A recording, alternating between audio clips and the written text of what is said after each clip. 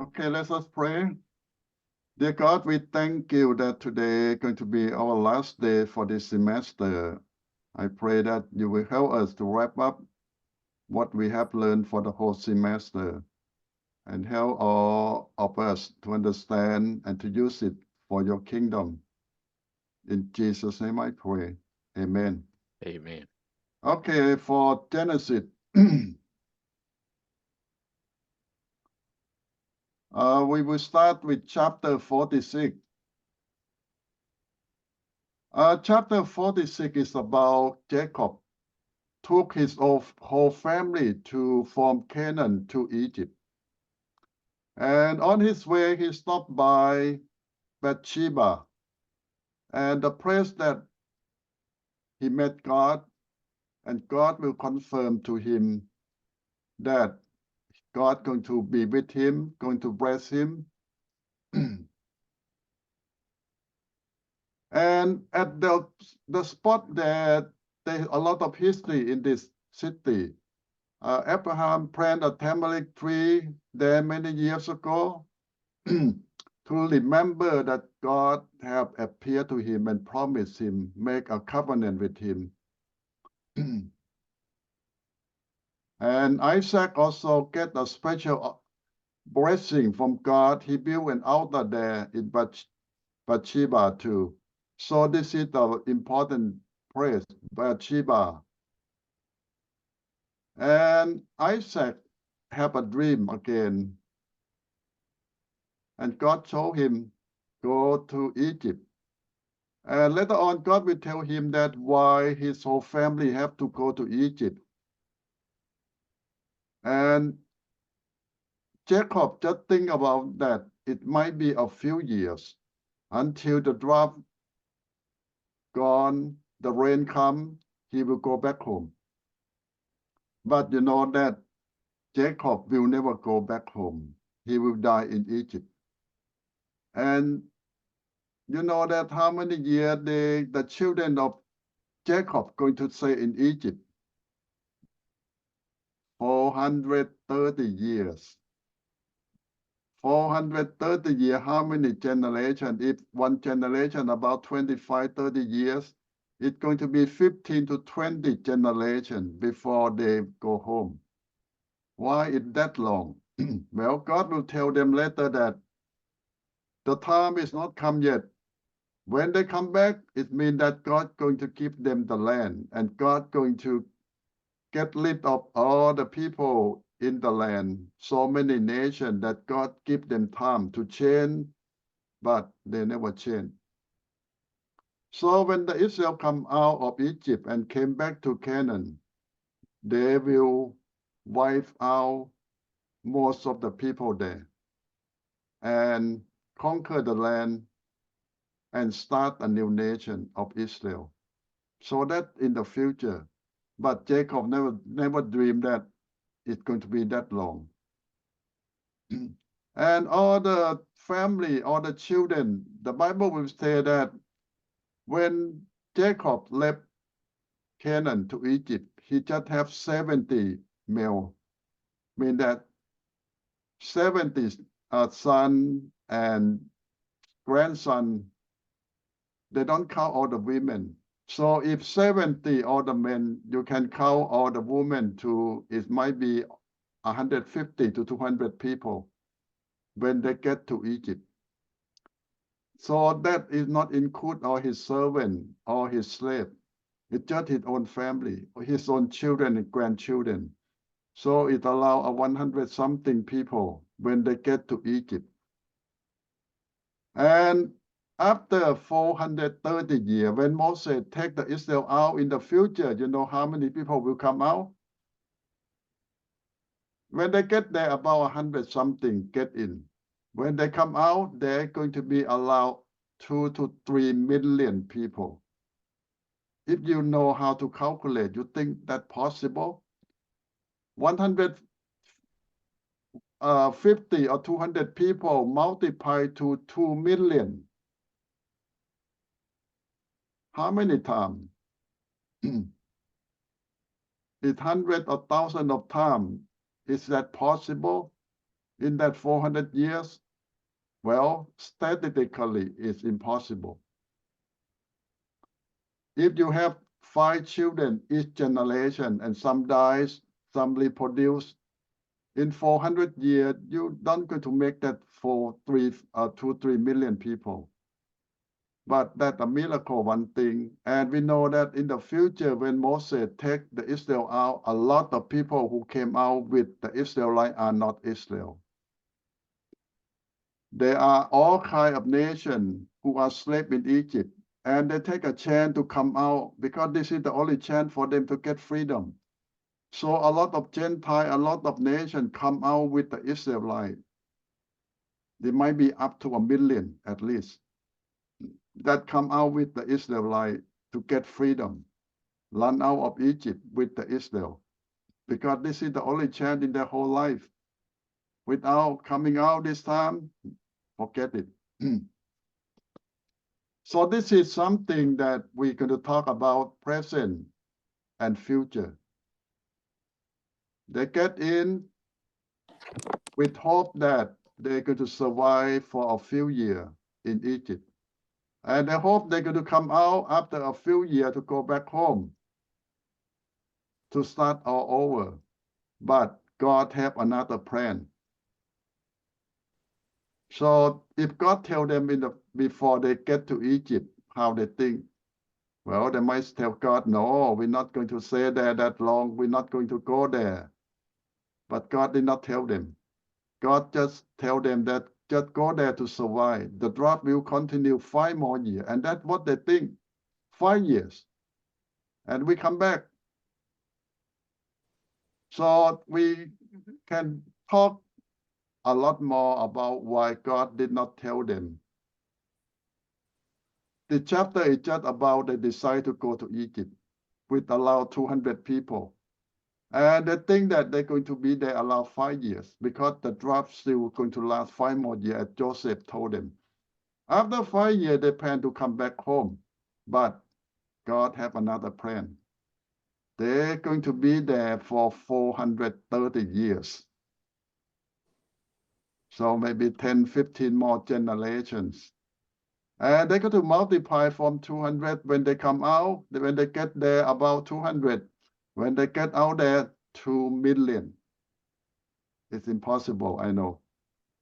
And I already say that maybe more than half are not Jew. There are all kind of slaves, all kind of people who run away from Egypt in the same time of the Jew. Take the chance to come out with the Jew. And that can be a big problem for Moses in the future because they don't know God. They're not Israelite, but they come out with the Jew. They cause a lot of problems. But God allowed them.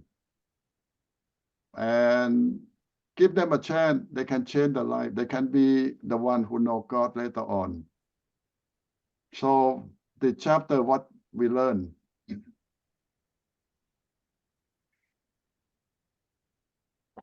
We have plan, but God have a better plan.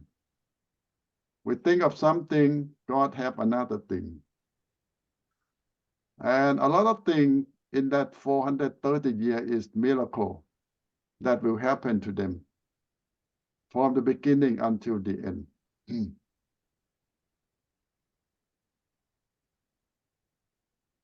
You can say that Jacob and his children never want to go to Egypt, but because Joseph told them that the drought going to be very tough for 5 more years, and Jacob want to see Joseph and to spend time with him a few more years. And that's the main reason why Jacob decided to go to Egypt. Now, I just want to entertain the question that if they know, and if God tell them that they're going to be there 430 years, you think that they still want to go?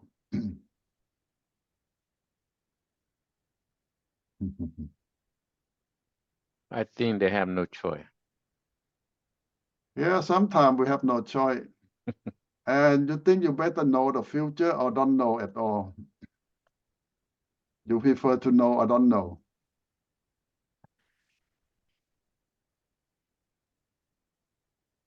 People love to know the future. We pay for fortune teller. We pay for everyone to tell us the future, but a lot of time, future is not that good.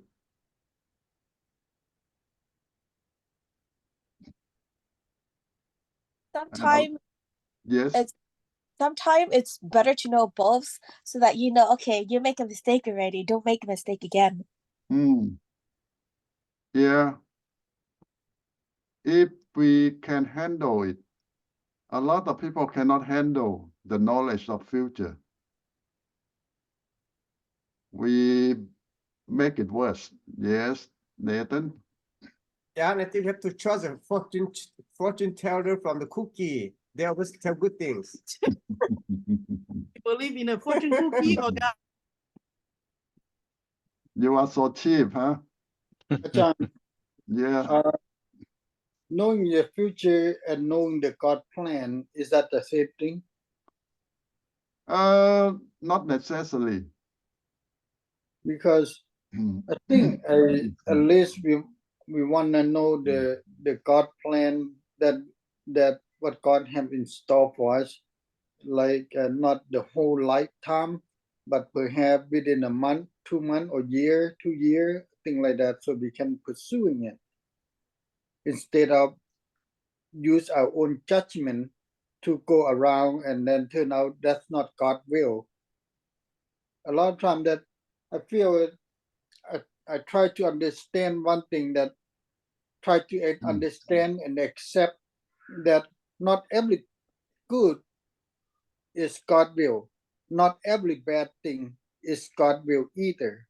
So it can be both or combination. Well, look at this way. God have a plan for future in general.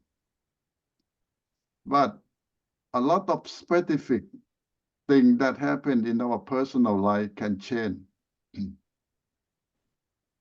Because I think that our perspective and God's perspective is from different direction. Let's say if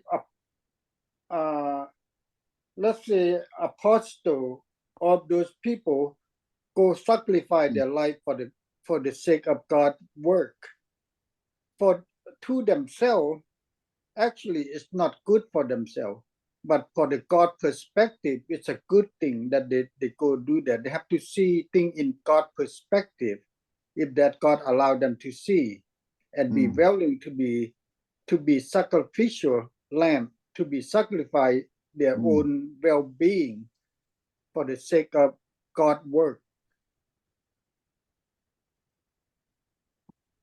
Because God see different perspective than we see, because what we see is what for me. What God see is what for His kingdom.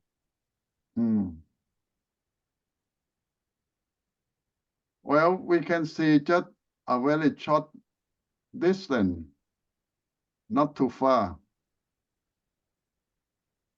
And most of our goal is just what we can see. But God see from the beginning to the end, mean that from the beginning of everything until the end of everything. So a lot of things will happen in between. So you see that like in Jacob time, he might know a little bit what will happen that God told him. But God have a plan far to the future, until the day that the family coming out, that 430 years in the future. They don't know, and they better don't know. Let's see, if God want a plan like that, why would God have a plan for them to be a slave for 400 years? They're not slave for 400 years. The last 50 years maybe. Before that, they are free people who live in Egypt. But the last 40, 50 years, and the answer is they do well. They get rich, and they don't want to move. So God need to make the life difficult, and they have no choice, and they want to go out. Do you want to continue to be slave? Since God could give you freedom, so that's the only choice. They need to leave Egypt to get their freedom. But afterwards, either leave Egypt by will or by force. Yeah. In Because the by end, will, they're already comfortable. They don't want to move. But by in the force, end, they're slavery. in the end, Pharaoh kicked them out because they become the problem for Pharaoh. God punished Pharaoh because of the Jew. So it's very interesting. Not the Jew who tried to come out, but the Pharaoh kicked them out.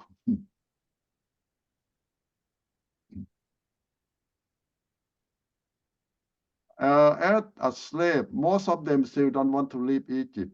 You can see that when they get out of Egypt, they keep complaining that to be slave in Egypt is still better to live in the wilderness. They still have everything to eat, life to enjoy, but in the wilderness, nothing. Little desert.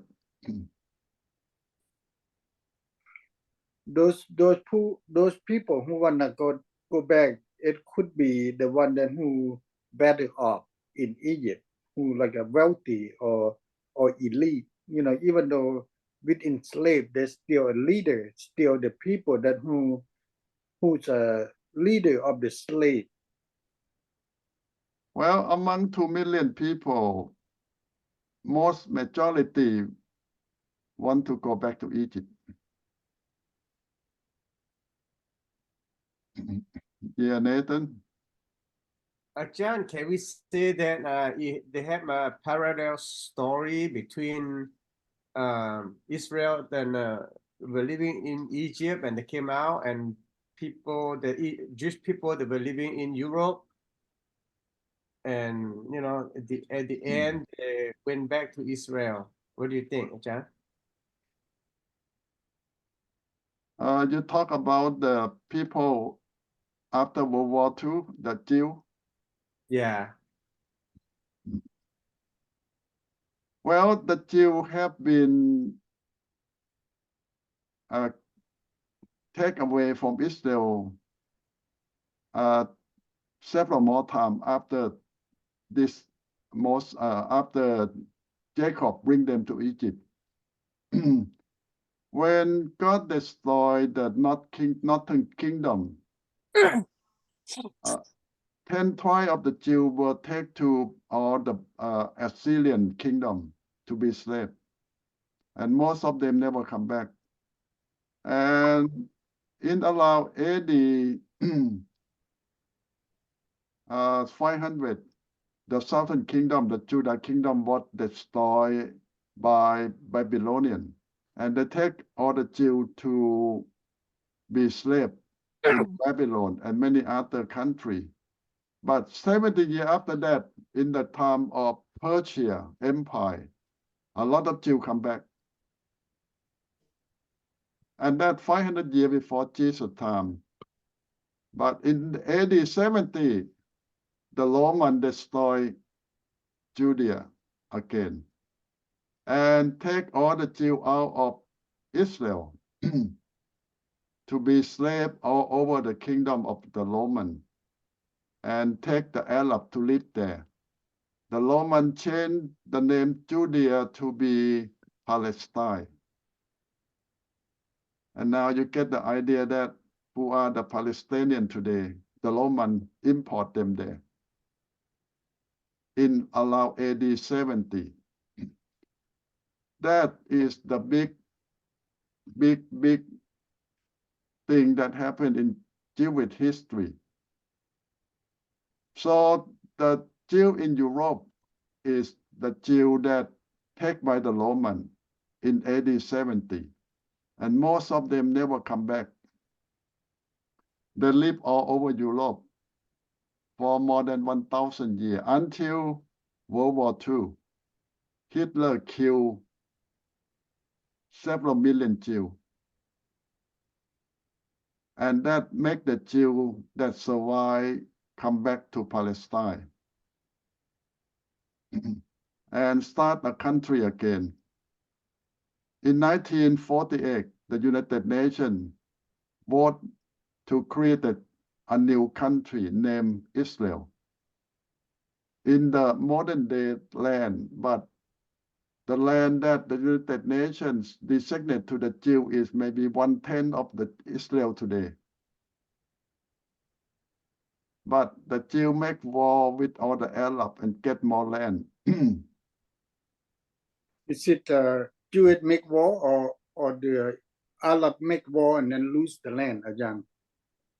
Was it Arab that try to take back the land and then they happen to lose the land instead? Well, that's a question. Who start the war and who fight? There's a point. Most of the Arab don't approve the Jew to be there anyway. So they make a plan to wipe out the Jew that when they start the nation, it just allow less than 1 million people, just several 100,000. And all the 10 nations of the Arab, more than 100 million population going to crush the Jew. And they have war, several war, but every time the Jew won the war. And the Arab lose the war. So what that bad? How that bad? It means that the Jew go up to Cairo and take over Cairo, and the Egypt defeated. The capital was captured by the Jew. So they have to sign agreement that no more war. They give up. And many other nations. And the biggest war they call the 6-day war. Why? Because the Jews say the 7th day is Sabbath. They're not going to fight. So they need to win in 6 days. And they did. They won all the wars with all the Arab nations, allowed them in 6 days. Ajahn, Yeah. Ajahn talk a lot about the history repeat itself, right? Now, at this time of the day, where are we in terms of Jewish situation? What's next coming if the history repeat itself? Well, if you look at the word of the prophecy in the book of Revelation, they will crush down the Jew, but someone will come to save the Jew, not God. In the near future, Satan will send his right-hand man to save the Jew and make Jerusalem the capital of the world and the capital of all religion in the world. And all the Jews will say, this is Savior, come to save the Jew from all enemy and help them rebuild the 3rd temple. You might call the 3rd or the 4th temple. You know that the Jews want to rebuild the temple since after World War II, 1948. They have everything prepared, but they cannot rebuild a new temple. Why? Because the Islam built a mosque on top of the temple ground. In order to build the new temple, they need to tear down that mosque, and that World War III will happen. Because for the Muslim, that mosque is the number 3 holiest, because they believe that Muhammad went to heaven from that spot. So if you tear it down, World War III will start. But the Revelation say that Satan will make the temple for the Jew. They have power. And nobody can stop Satan. And the Jew will say, this is our Savior. But not so long. Satan will put his own image in the temple and force the Jew and everyone to worship the idol of Satan. Now the Jew will rebel and know that this is not God. And Satan will crush the Jew again. And that's the future. Can we predict it who is the right hand? Which country? Could be USA, could be China. There are going to be two guys. One is the religious leader. Another guy is the military leader. Could be the Roman. Same thing. They believe that the new Roman Empire have to come from somewhere in Europe. Could be the Italy. Yeah, somewhere in Europe.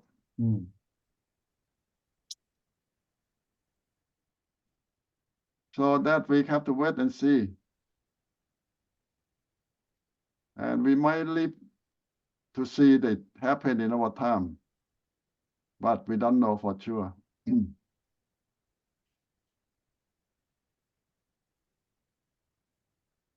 Okay, let me go to another chapter.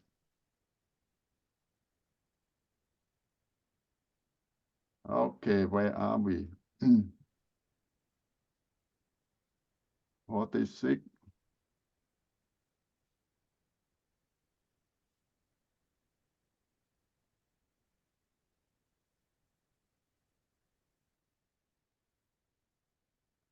Okay, wait, 47. Okay, here. Okay, chapter 47. Now, when they get to Egypt, Joseph start the plan. Joseph tell his family that we need to go to Pharaoh. And all of you need to tell them that you are shepherd. Why Joseph tell them that way? Well, this is the real job, that's correct. But why you need to emphasize to the Egypt that you are shepherd? And what goal, what purpose? There are mainly one goal for Joseph is Joseph wants his family to live separate away from the Egyptian. That's what his goal. And in order to succeed that goal, they need to tell them that we are the shepherd, because the Egyptian hate shepherd. Because for the Egyptian, that a low class, dirty, smelly job. And the Egyptian will never associate with shepherd or the one who take care of animal, because they are high class people. So if Joseph present his family as shepherd, the Pharaoh will not allow them to live with the Egyptian. The Pharaoh will set a land for the Jew away from the Egyptian. And that is his goal. And that is the way that God have told Joseph to keep the Jew away from the Egyptians, so they can keep their faith, their lifestyle, not mingle and mix with the Egyptian, with their lifestyle. So that's the whole goal. And later on, Pharaoh will set the land separate from all the Egyptians, just for the Jew. And the Jew going to live in that piece of land for 430 years, away from the Egyptian. And that is the goal, that is the plan. And that is a good thing. Somebody might say, why not mingle with the Egyptian? They're so civilized, they're so advanced. Well, that is not God's plan, because they're so corrupted. And God don't want the Jew, the Israelite, to be corrupted with the Egyptian belief, culture, tradition, lifestyle. So God will separate them in a certain land in Goshen, far away from the Egyptian. So somebody say, why not make them more special? Well, I think this is the better way.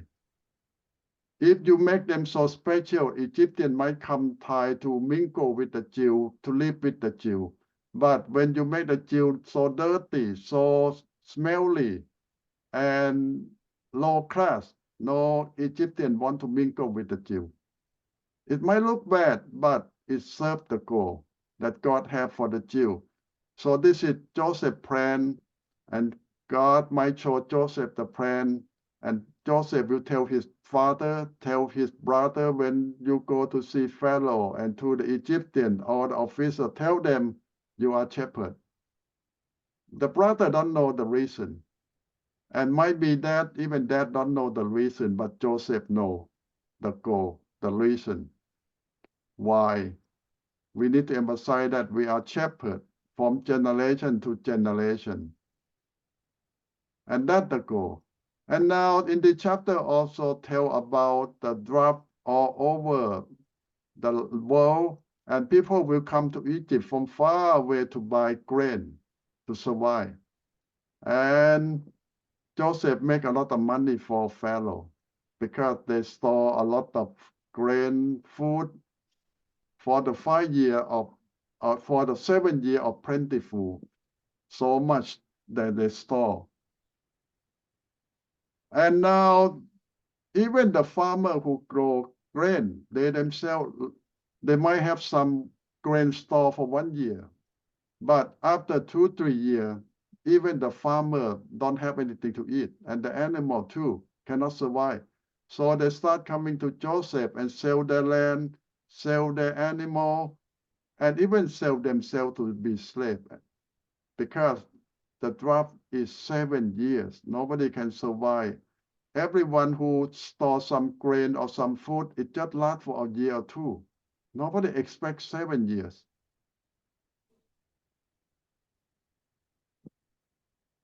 So in the chapter, we say that Jacob will come to see Pharaoh to say hello, that the culture, the custom, and Pharaoh will ask about his life, his lifestyle. Jacob will say, oh, I live up to 170 or 47 years. Life is tough. I'm not that good at my parents. That's the way of humble, to be humble. People in the East or Middle East especially always don't put themselves up. And they always put themselves down in front of other people. And that's the way of the culture. Well, there might be something good.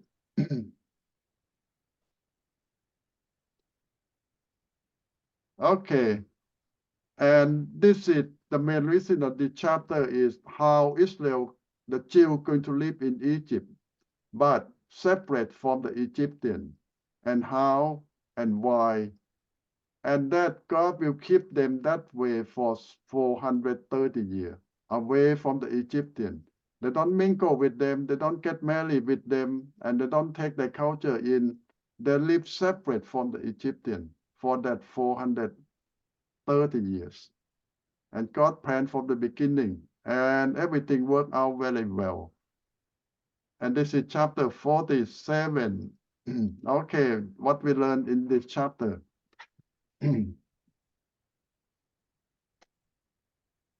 Yeah, Nathan? Joseph may not hear voice from God, but whatever he does, just like God's telling him to do it, sounds like. Well, God communicates with us in many ways. In Joseph's situation, most of the time he dreamed. God showed him in his dream at nighttime.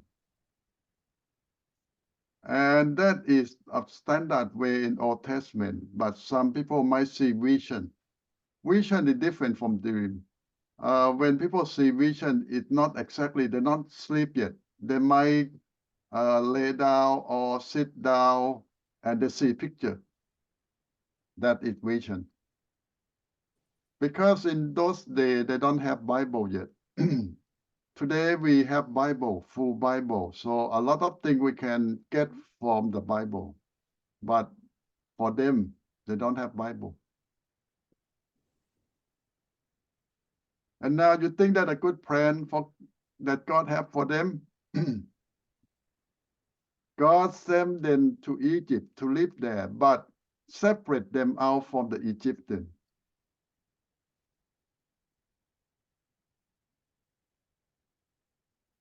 It's like you come to America, but you don't live with American people. You separate out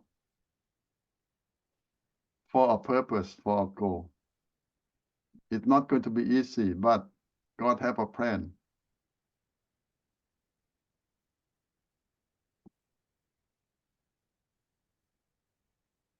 Yeah, Nathan.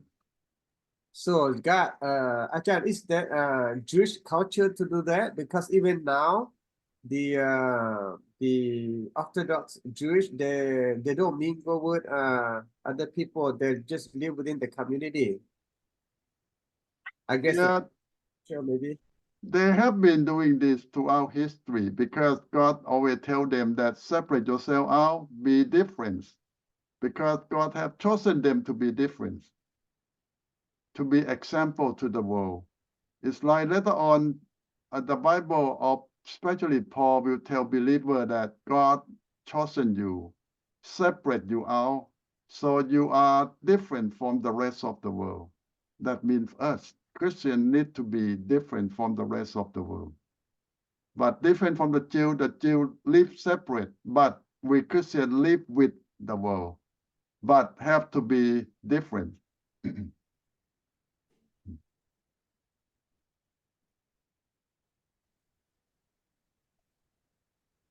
Why? Because from the Jew perspective, they keep themselves away from other people and they cannot help them. But Jesus wanted to be different from the world, to save the world, to help the world. That's why he sent us to live with the world, with people here. So very different approach. And which one you think better?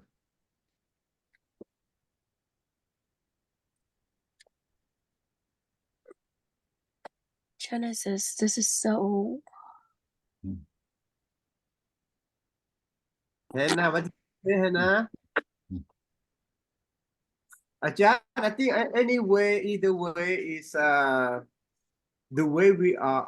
Our Christian situation is too tempting. But for Jewish people, if they live among the community, it's much easier. But it's not. If we do like Jewish people, then there's no. We are not fulfilling God's purpose, our purpose. One thing you see throughout history, people hate the Jew. They're always different, they're always separate, and people suspect them, people don't trust them, and people hate them. But for Christians, God wanted to live in the world, to be part of the world, but don't behave like the world. We need to live differently, even live with them, so we can help them, can save them. And this is the way that God wants Christians to be.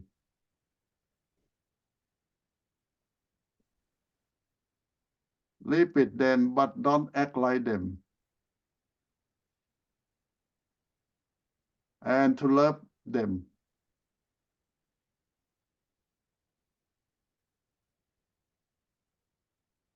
So very different approach now.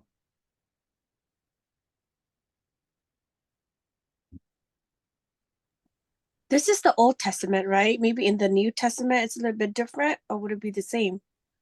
Different. Jesus teach in the New Testament for Christian that we need to be with the world, and God put us here to save the world, to help them.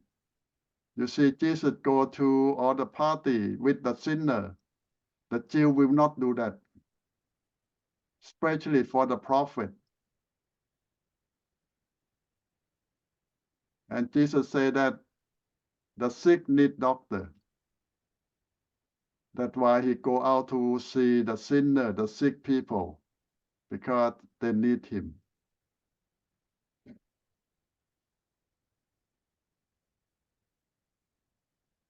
Yeah, and I get the point. This is the Old Testament time, and that's the way that God wants them to be different, to separate from other people, to be the people of God.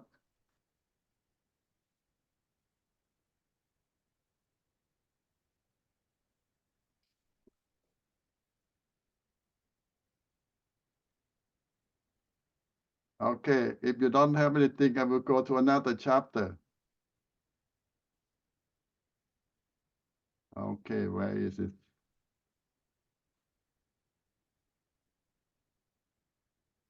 Okay, 48. Now, those after many years, Jacob have been in Egypt for a while now, maybe 10 or 15 years, and he gets sick. And Joseph will go to visit his dad, because Joseph don't live with his dad. He live in the palace with Pharaoh, because he is he like the president of the country or the prime minister of the country. He need to run the government. So he have to be with Pharaoh family, and his wife also daughter of the priest, high priest. So Joseph, the Bible will mention that he have two sons here. And he will bring to his dad because they don't live with the Jew. Joseph's children are half Jew, half Arab. And that can be good and bad in a way. The good thing is they will have a lot of good education, or the best education that the Egyptian can offer to the prince, because his son almost like a prince. And the bad thing is they're not going to have Jewish culture, strong Jewish culture, because that mom will raise them up as Egyptian. And as the children of the priest family. So they will know a lot of culture, tradition of the Egyptian. So now we can discuss more later on that how Joseph could help his two sons, Ephraim and Manasseh, to know God and to be a Jewish instead of Egyptian.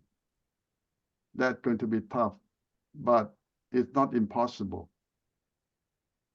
But who's going to teach them? Who's going to help them? Because they're growing up in the Egyptian palace court amongst all the leaders. And some people they ask that, is that only two sons that Joseph have? Well, we say that it might be more, but this is going to be two clans of the Israelites. That's why they mentioned two names, because that two sons going to become two tribes of Israel. And the rest of the brother going to be absorbed into that too. It happened all the time in the past. If you have more sons, they don't count. They just have been absorbed into his oldest brother family. They count only one. Even you have 10. Everyone is under the oldest brother name, and that's the way they count. And now when Joseph bring the two sons to his dad to bless him, and something happened here. Jacob will bless these two sons and make him, you see, in fact, it's Joseph. Should be one tribe, but Jacob will give Joseph two times double blessing. Ephraim and Manasseh going to be two tribes of Israel. Instead of tribe of Joseph, now they are the tribe of Ephraim and Manasseh. Double blessing. So this is the gift of the oldest son. You see, the real oldest son is Reuben, but Reuben commit sin. He commit adultery with his mother, half mother, stepmom should say that. So he dropped from that position, cannot be heir anymore. And Simeon and Levi, they kill a lot of people, and dad don't trust them. So it's supposed to, the blessing is supposed to go to number 4, Judah. But here, look like Jacob don't select Judah. He select Ephraim and Manasseh, Joseph's children. Maybe this is his favorite, what he want. Now we learn another thing here is, man can favorite and appoint and do whatever they want to do, but God have his own plan. Why? Because in the future, it's not Ephraim and Manasseh going to be represent the Jew, but Judah and Levi. Well, we have a lot more discussion to find out why it ended up with Judah and Levi, not Ephraim and Manasseh. But now it looks like Ephraim and Manasseh are the most favorite, are the most top choice, because Joseph is the one who saved the whole family, the whole clan. But everything looked like it's going to end with Joseph. It's not going to pass on to his descendant.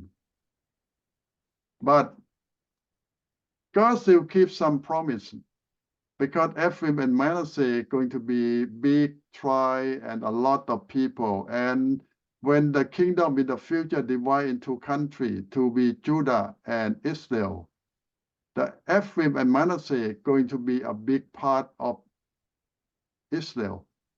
And the children of Joseph going to be king in that tribe, to be leader in that tribe, in that country, Israel. But they're not going to do well in the sense that they don't really know God much. It might start from their ancestors who are Egyptian. They don't know much about God because they grew up without knowledge of God.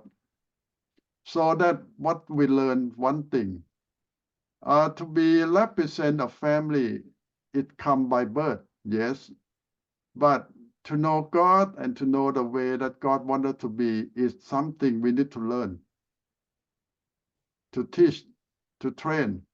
But Ephraim and Manasseh were growing up as an Egyptian with all the knowledge of the Egyptian, but don't know anything about Israel culture or Israel God at all.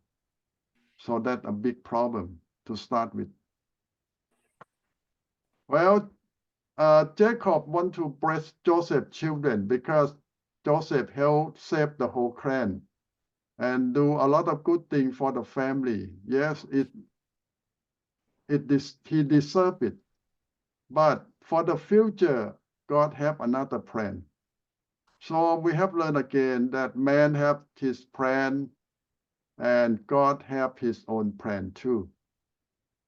Joseph and Jacob have a plan to go on with Ephraim and Manasseh, to be the leader of the clan, to lead the Israelites out of Egypt in the future. And even Jacob told his son before he died that when I die, don't bury me in Egypt. Take me away back to Canaan. He want to die in the cave that his grandfather buried. So Joseph did as his dad want when he died. And we compare Joseph with a lot of good things.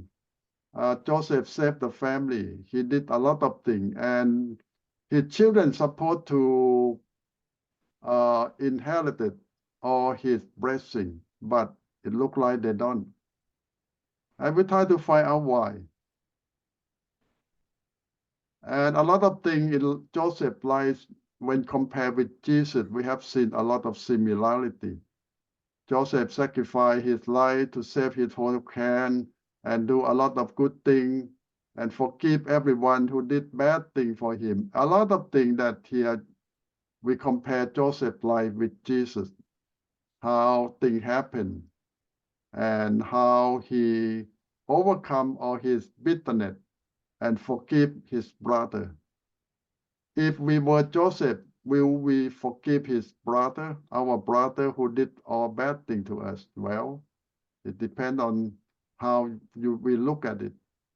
But this chapter is about Jacob's plan and Joseph's plan about their children. But God have a different plan. And we know God have better plan than us, but we try to find out why. Why Joseph's children did not fulfill what the parent and grandparent hoped for them. Now, how about us? We plan for our children, all the blessing, all the plan for them, but it not turn out that way.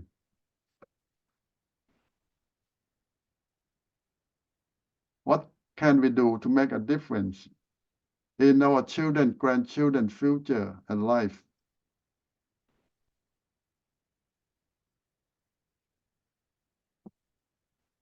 If you were Joseph, what you going to change? And you have the power to do something.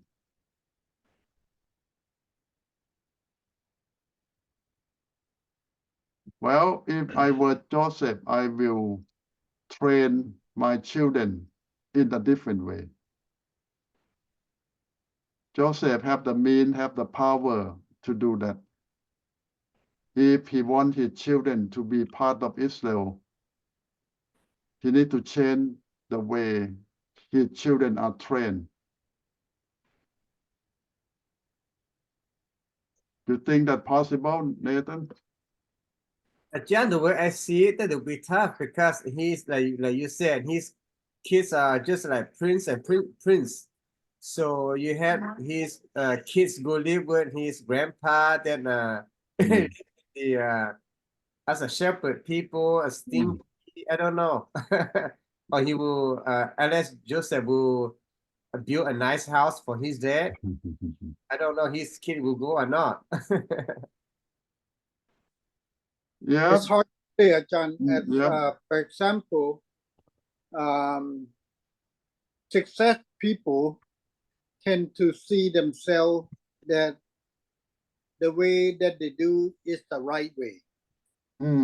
That's why they're success. So it's like that's how it is, because we human, when we are success, we become the righteous according to what we think, but it's not true.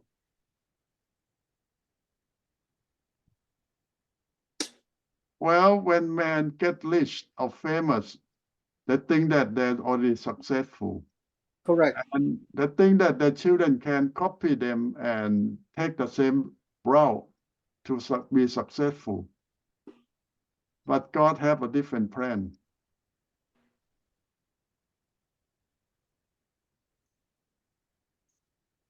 Ajahn, Yeah, Kat. then we talk about the Egyptian that time is so powerful, and for the Israelite, we cannot stay with them, and then the 10 tribe, they live separate. So we know that Ephraim and Manasseh supposed to live in Egypt, and how can they go together and then they can go out together? Well, it's going to be 430 years later on. And Moses, do we know which gap or which year the descendant of Joseph can get together to the other 10 tribes? I think that going to be later on, because the Egyptian will change a lot, mean that they change Pharaoh, they change leader. And when the new leader come, they kick out the old one. And That's how they know that's Israel people, and then they cannot stay there. They might looking for their tribe. Yes, it might happen to Ephraim and Manasseh after many generations. The Egyptian kick them out. Okay. And they go back to live with the Jew because they know that they've passed Jew. That the Egyptian hate them. Thank you, sir. Yeah. Moses came out from what line, Ajahn? Levi. Levi. Yeah.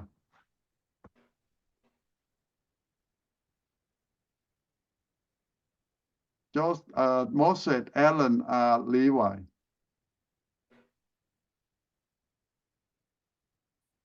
Levi and preacher, no? Yeah, later on, God chosen Moses to be leader But Moses keep denying. Finally, God say, okay, your brother will do the job. So Aaron going to be the priest because Moses denied or what God want to use him to do. And later on, Moses' children themselves will be absorbed into Aaron's family because Moses' children cannot be priests by itself. So they will get married with Aaron's family and absorbed by Aaron's family.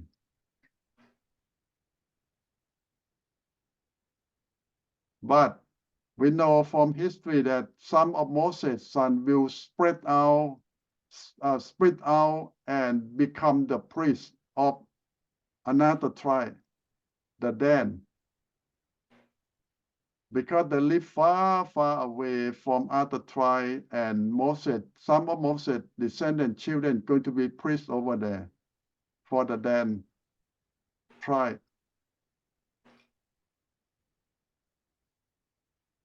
But the rest of Israel just get priests from Aaron's children.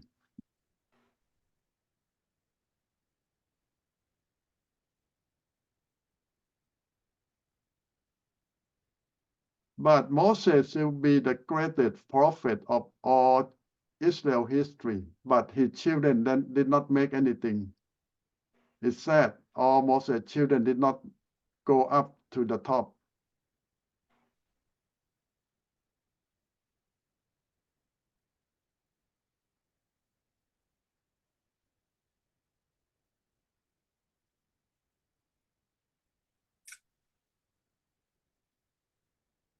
Now go back to Joseph's children. If Joseph wants to do something, he still can do something for his children because he has power, he has the money. He can do it if he really wants to teach his children in the way of God or in the culture of the Israel. He can do it. Why didn't he, Ajahn? Maybe too busy with his business. And people in the old day, they don't have time for their family. I think the same now. Yeah.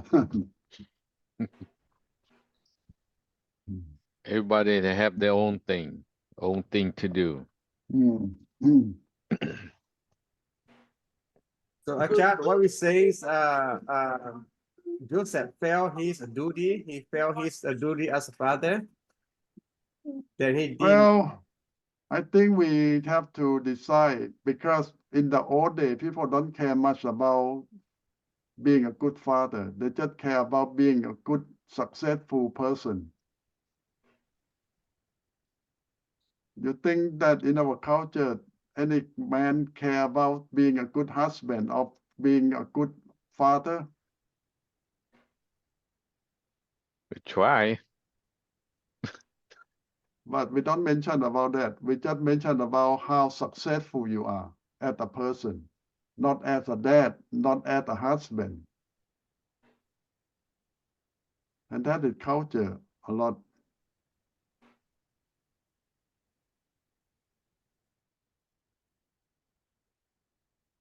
And if you look throughout the Bible, you look at all the heroes, they are not a good dad. Most of them are not good dad.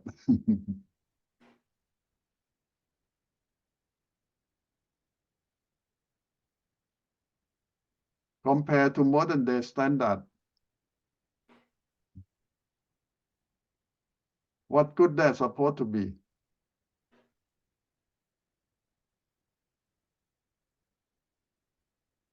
Well, spend time with children, have time for family, and care for wife and children. But in those days, forget it. Don't have time. Not priority. They have more other things important to do.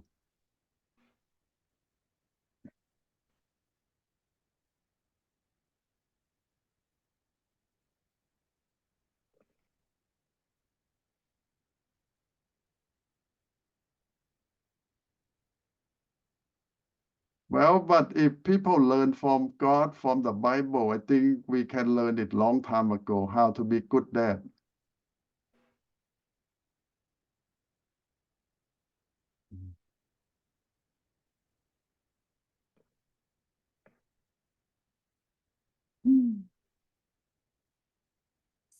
Okay, I'll let you think. I will go to chapter 49.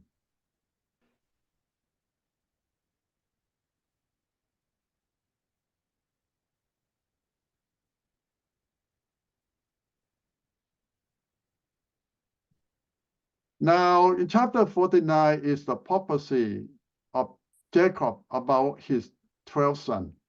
What's going to happen to their future? And you will see that now you see that Jacob can see some future of his children too. I don't know, God tell him before he died that in the future, your children, what will happen to them? It's not just about the near future, but far, far away future. The 12th son going to represent 12 tribes of Israel. And the future will go on for hundreds or even thousands of years in the future. So this is more about things that even Jacob don't understand and cannot get. Start with Reuben. Reuben supposed to be the oldest son, the heir of the clan, and to represent the family, but he fell by commit adultery to his stepmom. So he dropped from grace. He don't get a lot of things and don't get the share of firstborn son and don't not represent the family because he fell. A big mistake. And for second son, Simeon and Levi, you see that Simeon and Levi have a big sin, mean that they go out and kill a lot of people, that they rape kids. One of them left their sister, Dinah, and lied to them to get them into the belief, the covenant of God by circumcision, and they go out and kill them. And in the future, God will divide Simeon. Simeon will spread around all the tribe and disappear in the future. This tribe will be, you might say that, take over by Judah. And you cannot find Simeon anywhere in the map in the future. They are absorbed by Judah. How about Levi? Levi is going to be spread out all over 12 tribes. Because in the future, Levi is going to be the one who's serving God, working in the synagogue, in the temple, become teacher. Levi won't have any land in the future. They will spread out and live everywhere. In a small town, village, to be teacher or leader of the synagogues or the teacher. And Levi cannot have their own land. No land. The tribe with no land, no possession. And they just live by what people give to God. That's how the Levi live. That's the future of Levi. But it's different. Simeon disappeared, but Levi scattered around, but still there. But in the different format.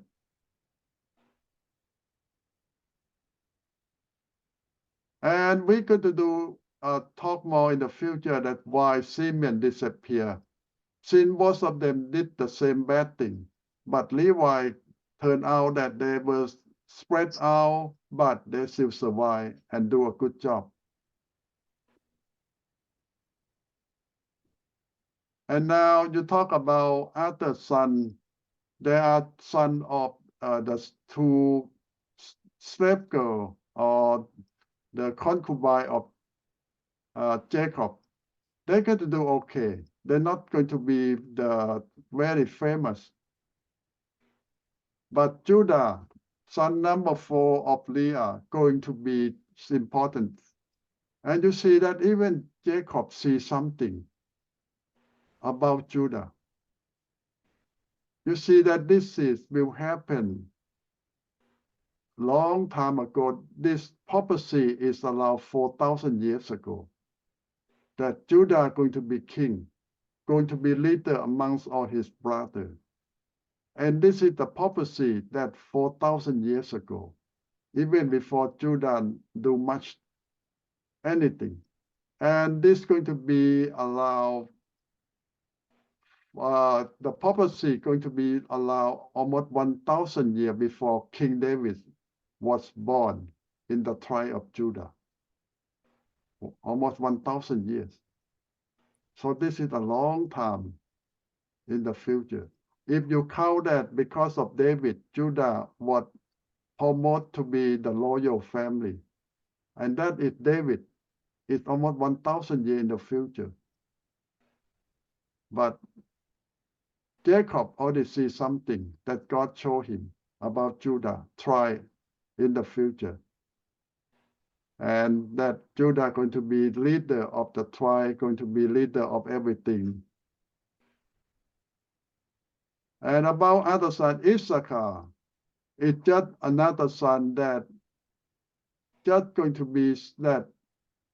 be wise, and this tribe going to disappear in the future with the 10 tribe of Israel in the north that going to desert that God very soon because they don't have a good foundation. Like a donkey, when they talk about donkey, it can be wise and stubborn and don't obey. And how about Dan? Dan going to be a tribe that worship all the idol, but they call themselves Israel. They go to live far away from our brother sister, and they go to appoint some of Moses' descendant in the future to be that priest, but they worship idol. Even they call themselves Israel, because they live far away from the rest of the tribe, and they mix with all the Canaanite very soon. And forget, it's just another tribe that not going to make up much. They're going to disappear in the future too. How about Asher? Well, they say Asher going to be rich because he's going to do a lot of business. And he will, you see that the prophecy about dip his feet in oil mean that so rich. Oil is so expensive. People just use a little bit oil to cook or to put on their head or their body. But for Asher, he will so rich that he can put his feet in the jug of oil. So it means nothing to him. He's so rich. He can do anything that he wants. Naphtali is going to be a loose deer. And Naphtali is going to be somewhere near the Sea of Galilee. And this land will have both people who still worship God and people who deserted God. So it depends on which part of the Galilee. And you remember in the future that most of Jesus' disciples will come from Galilee too. The headquarters of Jesus is going to be there. Now talk about Joseph. For Jacob, Joseph is everything. And in his generation, many hundred more years in the future, Joseph's clan going to be the one that support the whole family. Because they are loyal family, they have high position, they have money, they have power. And Joseph's power will last even after he died. Many, many more years. And his family is going to be loyal family in Egypt for many, many years. But as I tell you already that when new clan of Pharaoh come into the power, they kill the old one and kick them out. and even erase their name or their history out of the Egyptian history, because the new Pharaoh don't want anything to do with the old leader. They erase everything. They kick off them out and kill most of them. It's like the Kung Fu movie. When they kill everyone, even little boy, little baby. So get rid of all. The Egypt do the same thing to the old Pharaoh family or his relay government. They kill all. Get rid of all. But in Joseph's time, or many hundred years after that, Joseph's clan and all his children going to be a blessing and the superpower amongst all the brother sister. How about Benjamin? Well, Benjamin going to be the smallest tribe because the youngest, and throughout history, Benjamin going to be small because you will see that in the future, Benjamin going to be the warrior, and they will fight with everyone, even amongst all his brothers. And one time, the Jew almost wiped out that Benjamin tribe, killed almost all of them, and left just 300 men left.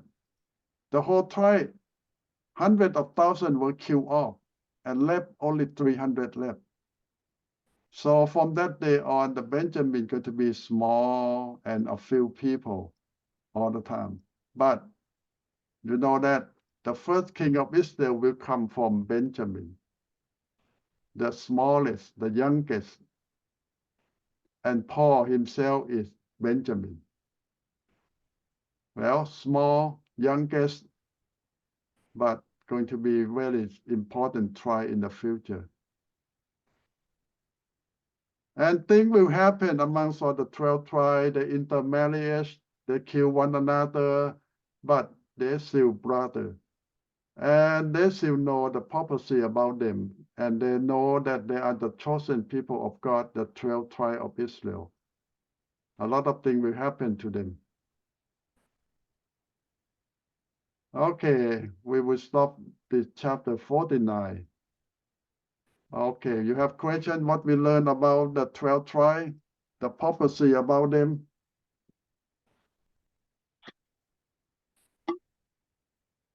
Go too fast, cannot follow it. Too much to remember. Yeah, tonight we have to finish everything in 2 hours. I know that David is descendant of Judah, and Jesus is descendant of Judah. Yeah, we have to talk when the history changed or the favor changed to Judah. By whom or when? But you start seeing that even Jacob seeing something going to happen to Judah in the future. But where, when, why, how? Right now, Judah is nothing much. But in this few chapters, you see the role of Judah. First, Judah saved Joseph. The brother want to kill Joseph, but Judah said, no, don't kill him, sell him. That's the first time. Later on, when Joseph want to take Benjamin, and what happened? Judah volunteered to be slave and say that let Benjamin go home. I volunteer to be your slave in Benjamin place. So you see that among all the 12, Judah volunteered to be slave in place of Benjamin, because Joseph put the cup in Benjamin's sack. And Benjamin is supposed to be Joseph's slave. That Joseph planned. But Judah offered himself to take Benjamin's place. Now you see how Judah stepped up to save the family. Yes, Nathan? John, so can we say that because of Judah's obedience, because Judah's good heart, that God blessed him? Yeah, that's the beginning that we see something happened in Judah, and going to be go on in his tribe more and more, which we see more. But something really different from the 12.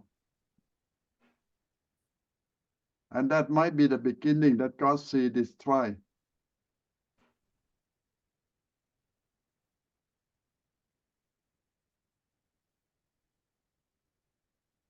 You see, among all the 12, nobody do anything.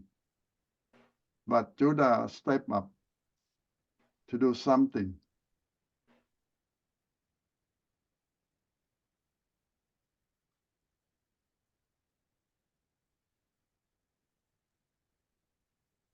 Okay, let me go to 50 now.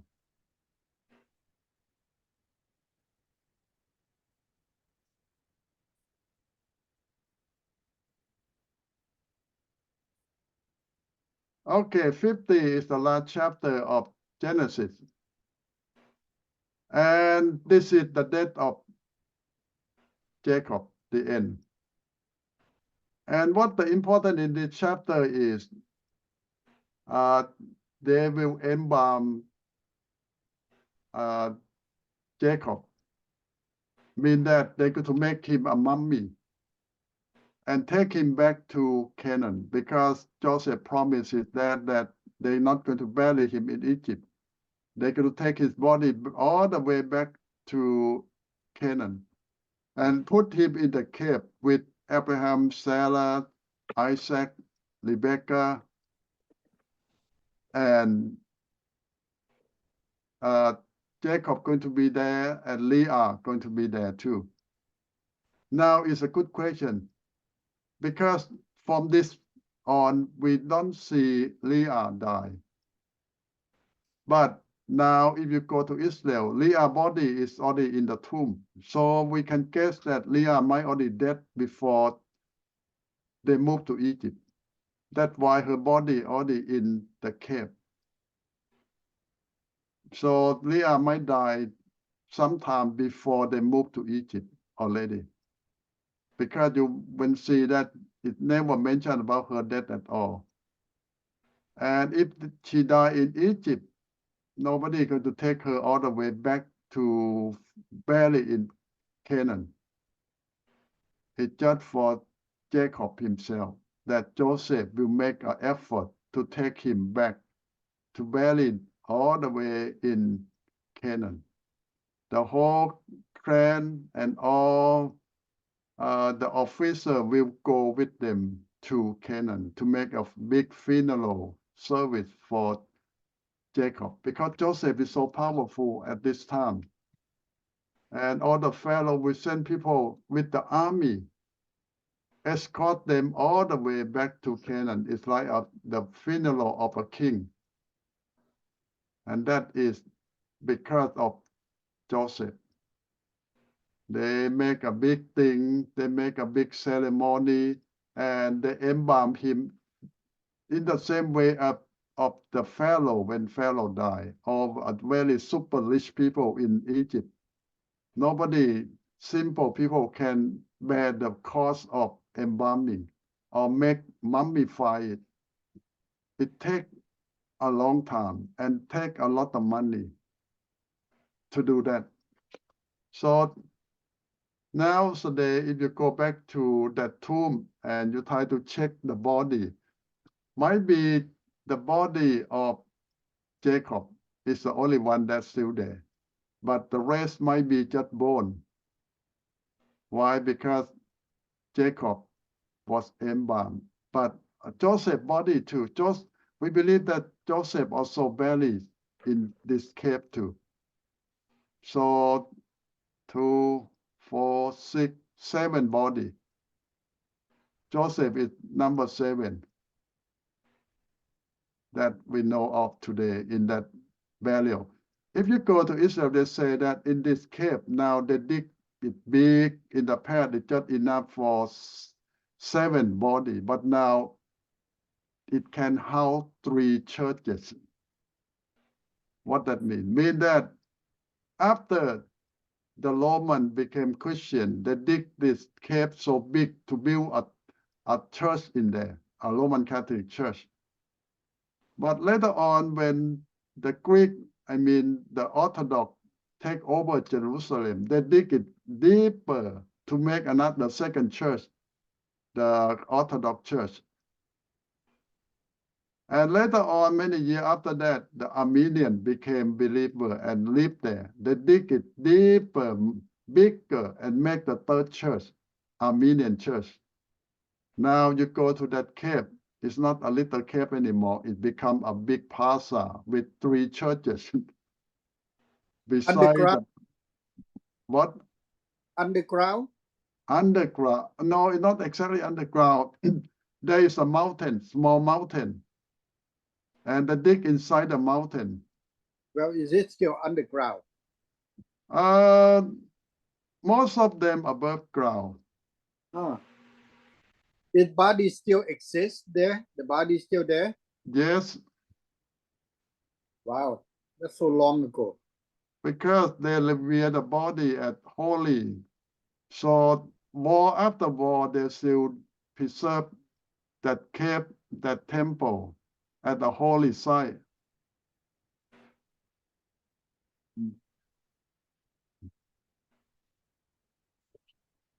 So chapter 50 is about the funeral of Jacob and what Joseph have done for his dad.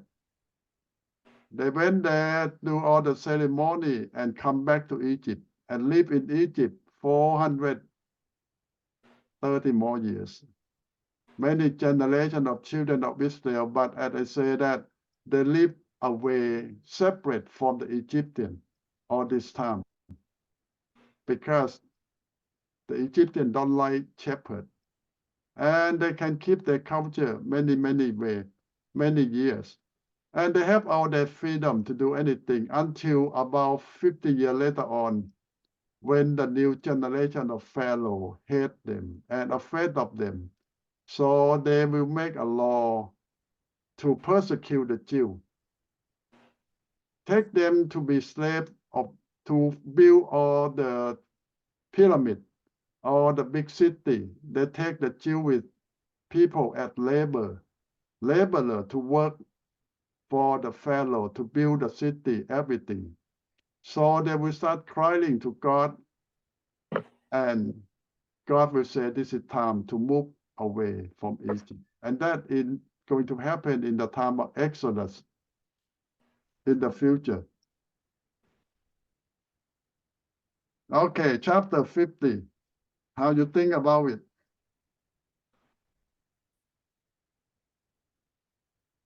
The chapter is about the death of Jacob, the burial in Canaan. We learned And that Joseph honored his father oak that his Yes. father had make him. yeah, father want to go back home. I don't know, when you die, you want your children to take you back to Laos, or you care that much? Never thought of it, Ajahn. Yeah, John, we have our grandpa, the uncle, his name is Thai-Lao. He went to France and then he died, and then he want to go back to Laos, and then they make his grave over there, and they have to send his bone or ass go back there in Vientiane. Well, if you cremate, it's not difficult. You just in that small box can take you there. If But- a whole body. The whole body is impossible. Yeah.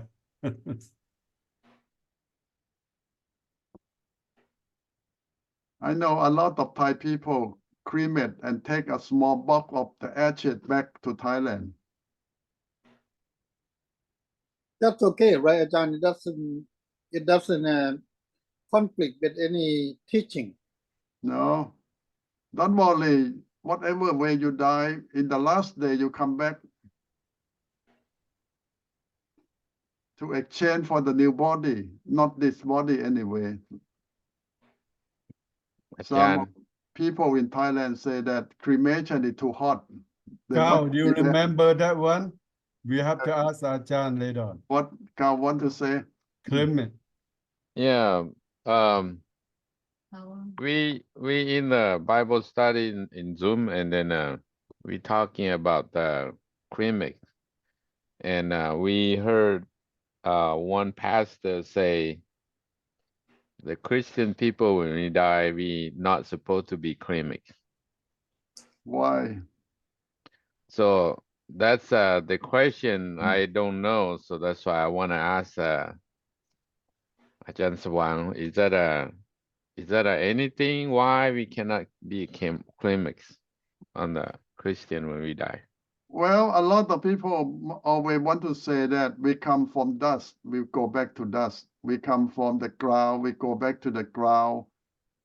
When the preacher do your ceremony for you, they always say that from dust to dust, from ground to ground. So people always think that we come from the ground. We have to go back to the ground. But in the Bible, from the Old Testament time, we have cremation. Like when people cremate Saul and his son, they burn him, cremate, and take his bone to bury. And it happened from time to time in the Bible too. When they don't have time to bury, they cremate too. And that's it happened from time to time. But tradition, they always prefer bury. But it doesn't mean that you cannot cremate. And in the future, they will have more cremation because of the land, because of too many people, and cremation going to be normal more and more because it efficiency is safe and is clean. Doesn't take up the space. Yeah. So that I mentioned, I say, I never heard that Christian people, we cannot do the cremix, and because I asking, is there anywhere the Bible mentions and Christian is not supposed to No. be cremix? Nowhere in the Bible. And It's just tradition. yeah, and then he cannot answer me, so he say, well, maybe if you want further get to know, so ask Ajahn Sawang, maybe Ajahn Sawang get some answer about. But at least in the Bible never mentioned that we cannot cremate, no. And the Bible never mentioned that we need to bury only, no. But majority, yes, they bury. Majority. Cremation happens sometime.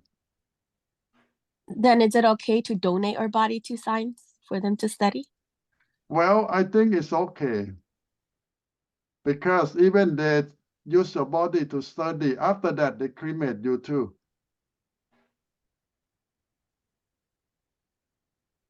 Because they're not going to keep your body in the tank forever.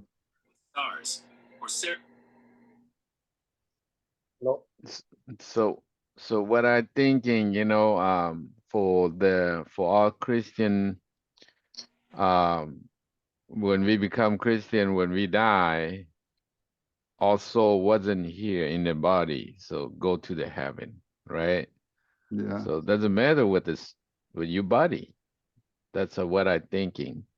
Yeah, I heard some people say that if you cremate, when Jesus come back to call resurrection, where you coming from?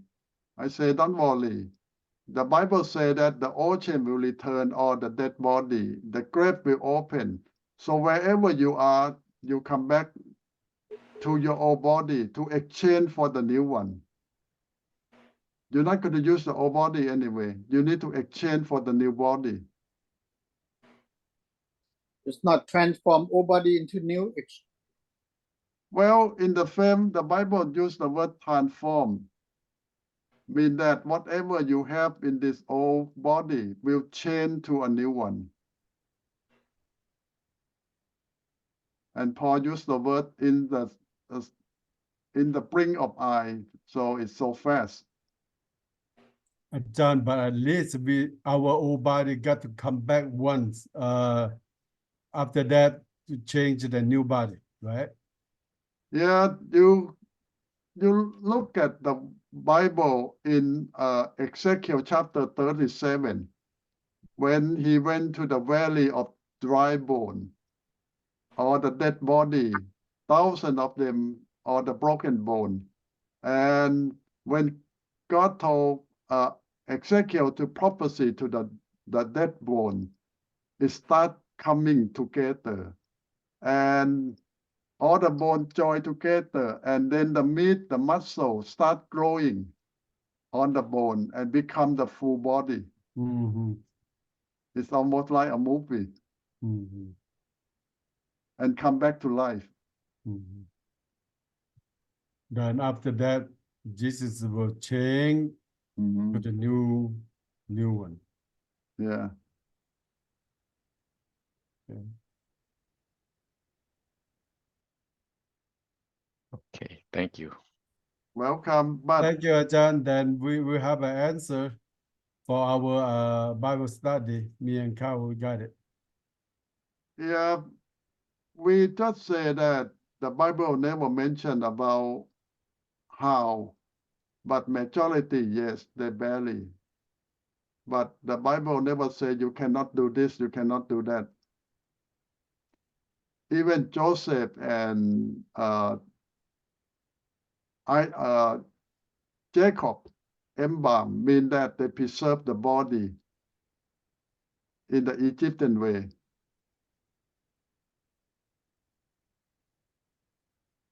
Back then, they don't have no medicine. But you might be surprised the Egyptian can do something that nobody can do for thousands of years. Yeah, to keep that body, Yeah.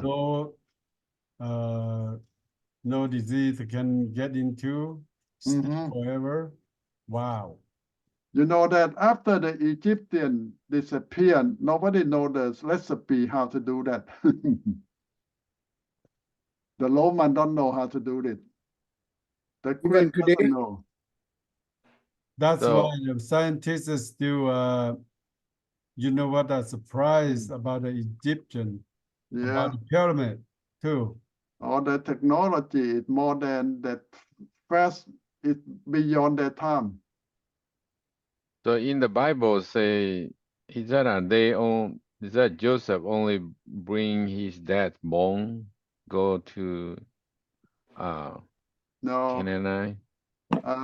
Joseph ordered the priest to embalm his dad. It takes 40 days to finish the process. Mhm. Okay. Well, if you know how they do that in Egyptian time, you're not going to like it. Maybe they build a big fire and then put inside the thing to dry you up. In fact, they cut your body out, take all the intestine, all the inside, everything out, and preserve it in a different way. And in your body, they preserve your body separate.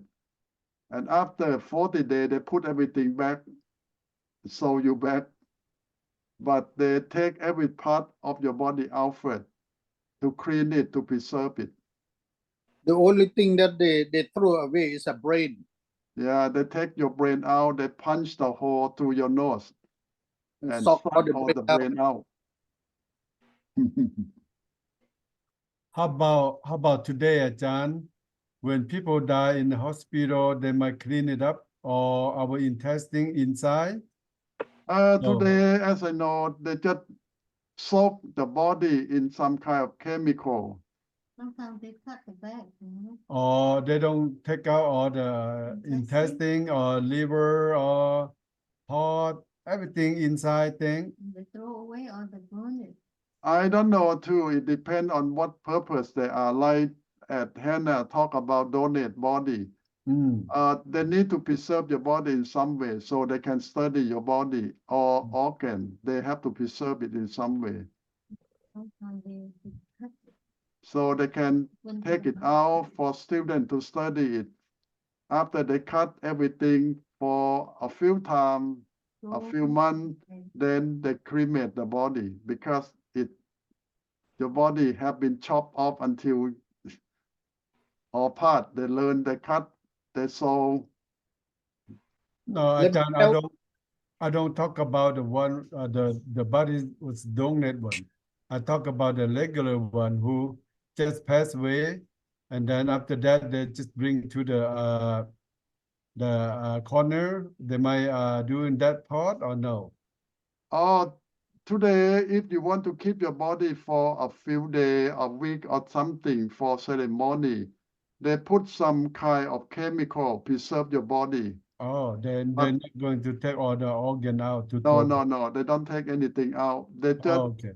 put some chemical into your blood, in your vein, and that's going to preserve your body for some Longer. time. Thank you. Yeah. So I thought- Carl, we know that with cremation, that's okay. So if it's too expensive, then we can do our body to disappear. And then we don't need to have a grave. Yeah, Nathan. I heard that in Singapore, they after 10 years, 20 years, they dig you out. Yeah, in Hong Kong, in China Hong too. Kong too. Hong Kong is about 5 years, 7 years, 10 years. They have the link. If you buy for a long time, they keep you a long time. You buy a short time, 5 years, boom, dig it out. Well, and then after that, they cremate you. Yeah.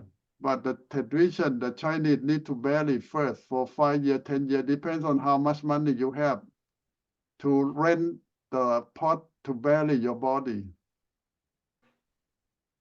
The best way, just cremate it. The first Yeah. time. That's the work.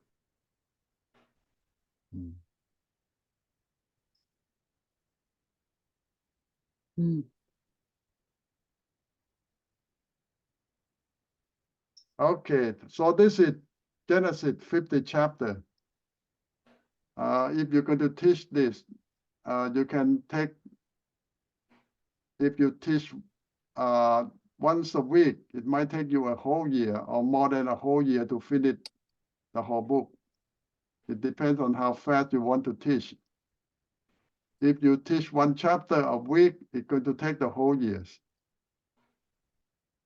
If you teach one chapter in several weeks or months, it's going to take you many years to finish it.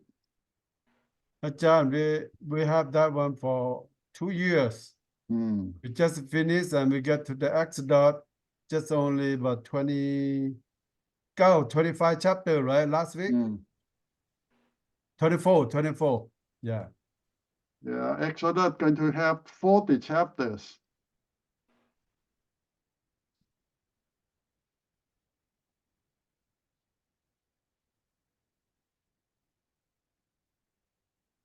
Okay, you have any more questions? Tonight, we're not going to take a break between two classes. I will continue the second class after this. And it's just one more chapter, a short one, and we're going to wrap up tonight, maybe in 1 hour from now. Unless you have more questions about Genesis. So you know that they have some assignment or project that you need to do for this class. If you're going to do as a group, it's okay. If you want to do something personal, it's okay for special credit or something. And it's always good if you like some lesson plan or sermon out of this Genesis to be a project that you're going to preach or teach to your church. And that's a good project to do. Or Sunday school lesson.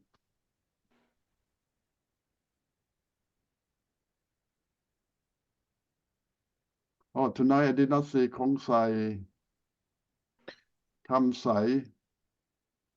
Maybe they forget that we still have a class.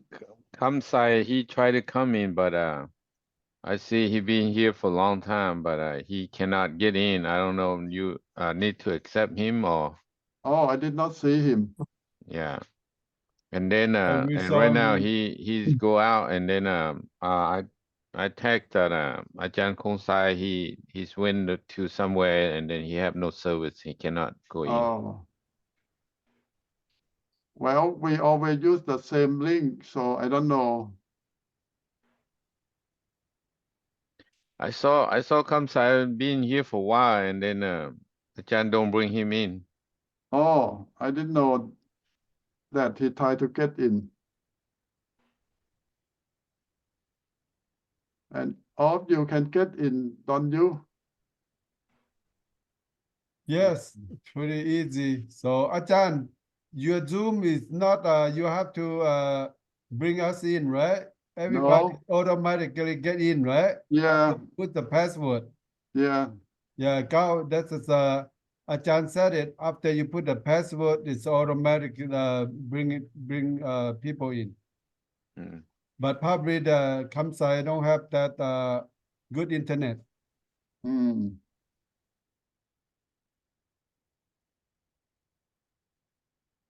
Okay, any more question on Genesis? Why it necessary for Joseph to have a mourner for his father? Tradition. Well, you see, in the old days, people feel that if a lot of people cry for you, it means that people love you. So a lot of rich people hire professional crier or mourner. It means that the family themselves cannot cry enough. So they hire the professional crier or mourner to come to the funeral, and they cry all the way, screaming, shouting, to make people feel that, oh, the dead one is loved by everyone. So they hire an actress. You heard about that job? They come as a team. I don't know, in your culture, you have that team of crier, mourner, professional one. Hmong people, yes. Men don't have one. Men don't have it. Or in Chinese, in Japanese, Korean, they have professional crier or mourner. You can hire them at a whole team to come to your funeral. Is that something tradition or something in the Bible? Is that something tradition or something that This is the belongs- Egyptian culture. it doesn't change anything, right? It's just for the people Well, feeling. you want people to cry in your funeral, so you need some professional to start it. And other people will cry with you. I don't think that's make anything change anything. You know, if they want to cry, they have to cry for me right now because I'm still alive. If But I this die, is, you don't need to cry because I don't know anything about it. all this thing is not for you, it's for someone else. For the family to feel proud that, oh, a lot of people come to your family funeral and cry for you. It's not about the dead one. The dead one cannot change anything. So you heard the saying that say that the funeral is not for the dead, but for the living. The dead don't care anymore. But the one who cares is the living.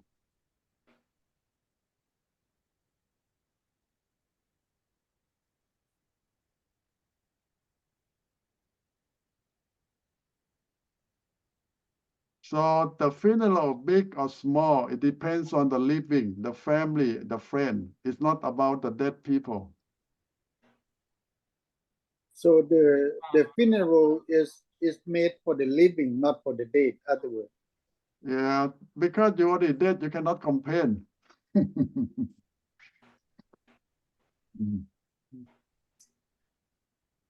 And you cannot make any difference now. You heard the story that when the husband of the boss died, or every employee show up. But when the boss died, no employee show up. Why? Say that again. When the husband of the boss died, or employee show up the funeral and help and do everything. But when the boss herself die, nobody show up. You have an answer? It's for Because the the boss are always portion. there to leading them, to guiding them, everything they respect the boss. The boss why die and then they respect boss and they just go over there and then make something happen for the boss happy, right, John? Yeah, but To you see, respect. when do the husband the- of the boss die, every show up because the boss see them and can promote them. But when the boss die, nobody show up because you cannot do anything for them anymore. Makes sense, John, because everybody want to have a promote their job, get a good salary, they show up. The boss die, no more, but we cannot work for no one no more. Don't have to do anything. You don't need to do it. The end. That's it. Wow. That's a make sense, John. And this is the fact. I have seen that many times. Yeah, it is true.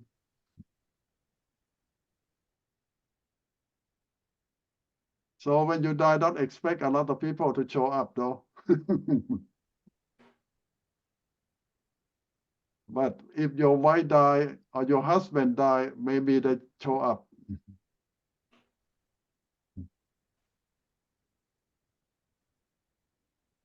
But when you die, you cannot complain anyway. Don't worry. Yeah, John, it is true because me and my wife, we talk about that a lot of time. I said, when I die, I know that a lot of people's coming. You know why? They respect you. Because when people die, you always, present and then go to the funeral. Probably when you die, I don't see nobody come. Maybe they respect you too. Well, what?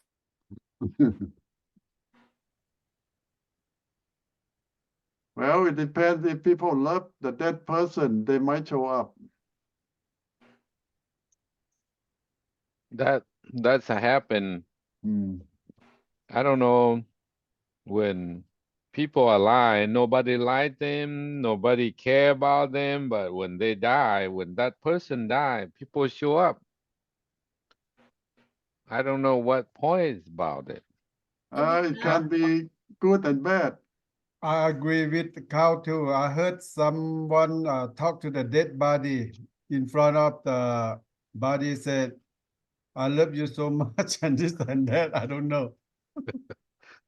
Did you hear that too, right, cow? Yeah.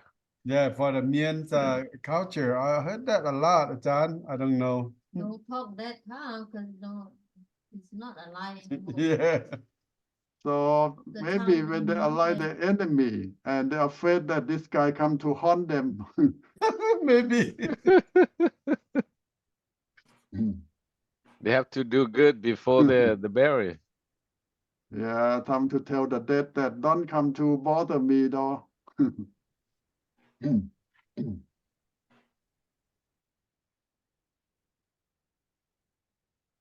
Okay, if you have nothing else, I will move on to making disciple, the last chapter.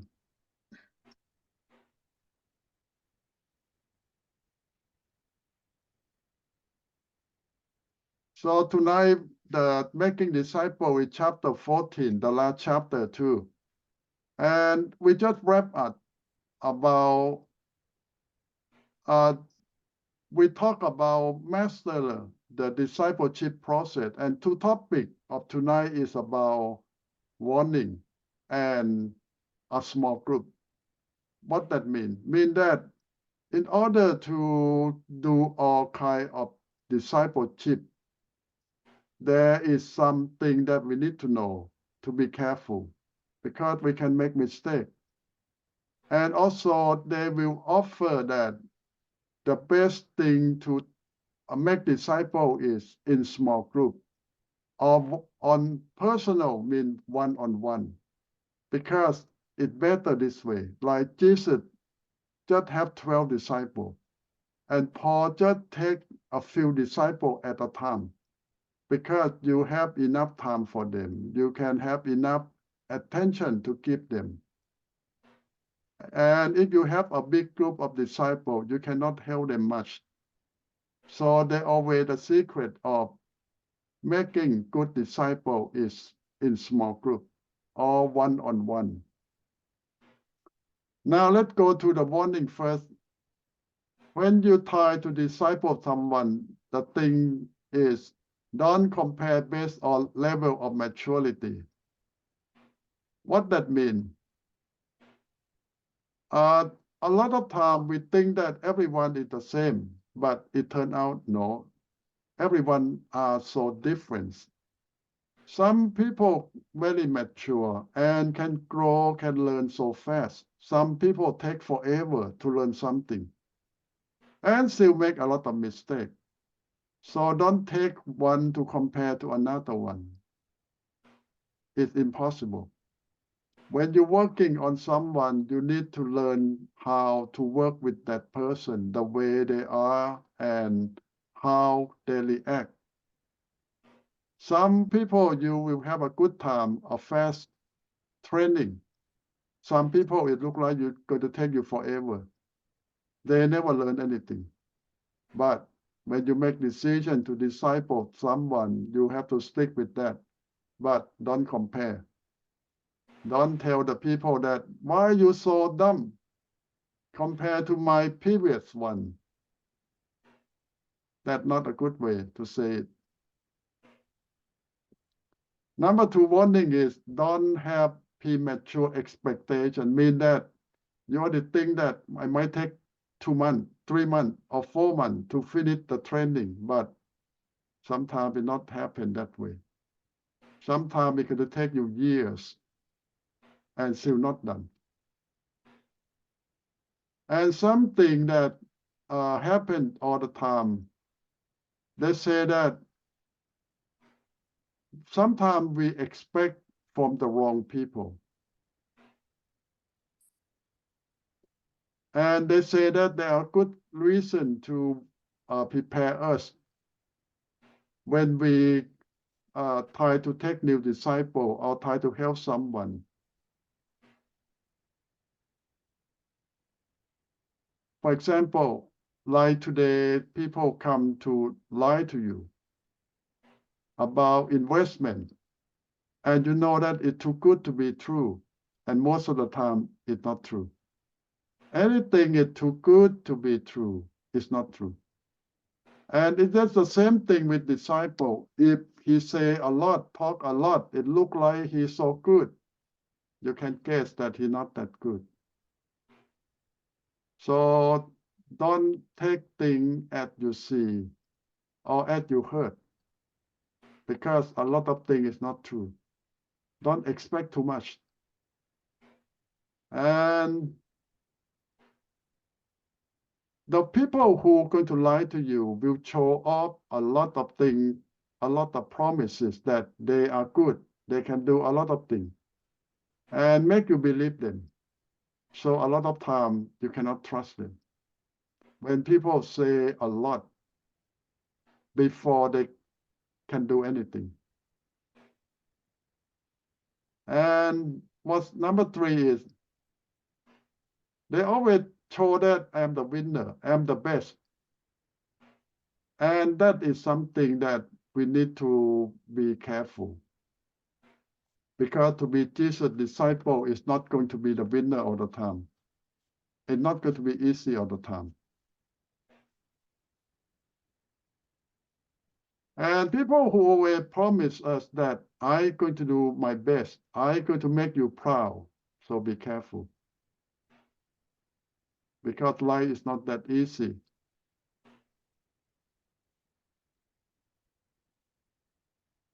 And the last warning is, everything needs time.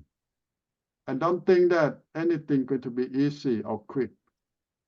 You need to keep your time. You need to keep your effort. to work hard on someone you're going to help, to train. Nothing going to become easy. So this is something that going to warn us that things take time. And now this part will tell us about how you find someone that you can trust. Amongst all the people that you try to help, are going to work with you. How you know that anyone you can trust? A lot of people say that anyone at church you can trust. Well, I cannot say that because not everyone at church are real believers.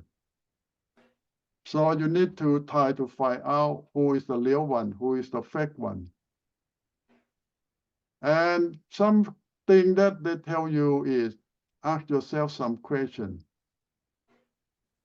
Ask yourself about that person. They remind you something about your past experience, or they remind you about someone who do the same thing. What did they do or what they act make you doubt? Or after you pray and you feel that this guy is not sincere, not good enough. But I don't mean that you lost hope. God can do anything. If you want to help someone and you need to be ready to sacrifice your time and to work hard to help that person. It's going to take a lot of effort, but God can do anything and God can change anyone. But here is just some advice for us to think more and to delegate more. If you want to help someone, to train someone, it's not going to be easy. And number 3 advice is don't put anyone who not mature, spiritually mature, to be a leader. Paul also remind, don't appoint new believer to be leader, because he's going to be prideful and going to cause a lot of problems. And here the Bible talk about immature spiritually, mean that they don't grow enough, they're still new. And someone even become Christian for many years, still spiritual immature, mean that they're not growing. So should you take the time, like they already at your church for 5 years, they're supposed to be leader now. Well, might be not, if they're not mature spiritually. How do you know someone mature spiritually? That's a good question. The Bible has some guidelines. That person, now I will give you 5 marks of people who mature spiritually. Okay, first, even under pressure, he always look at things positively. A lot of people under pressure, they go crazy, they go banana, they get angry, they depressed. But the people who mature, they still look at things positively, even under pressure. Secondly, they're sensitive to other people, mean that they care about other people, thinking, feeling, other people hurt. The mature believer Christian, they care about other people. This is the second sign. If they care about other people, they mature. If they think everything positively, even under all the stress or the pressure, this is the mature. Number 3, they are peacemaker. They don't make enemy. They try to make everyone friend. They try to bring all sides together. This is the sign of mature believer. They are peacemaker. They not cause problem, but they make peace. They don't make war. Number 4 and 5, they're patient and they're prayerful. So this is the 5 signs that you look for leadership, for mature people that you want to make leader or to make disciple. Positive at situation, sensitive to other people, peacemaker, patient, and prayerful. And warning number 4, we all have bad day. What that mean? Mean that sometimes we are in the bad situation because something in our personal life or family have problem. And we might call that a bad day. And we feel that we don't ready to help anyone because we need to come back and solve our own problem first. Sometimes it happens. Don't think that we are giant. We never have problem. We all have problem. And we all face difficult from time to time. Warning number 5, don't forget that we all have a weak area. What that mean? Mean that we all can make mistake. And accept that. Don't say that I never make mistake. So when we make mistake, we can know how we say sorry, I make mistake. And this is the sign that we need to learn to accept that we all can make mistake and happen all the time. But in the same time, weakness can be a strength, greatest strength. What that mean?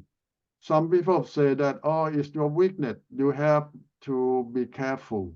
But you can change that to be your strength. If you know your weak point and you try to work on it, and people know that you know your problem and you try to work on it, people respect you. And you also growing because you know that this is your weak point and you're careful and you accept it. And people understand you and people support you. And that can be a good way to make a good team and to let people know that you are not Superman. You are just normal people who try to work with them, try to help them. And the most important thing is God can use your weakness to be a good point. Like Paul said that I'm weak, but God's strong. And God can use my weakness for his kingdom.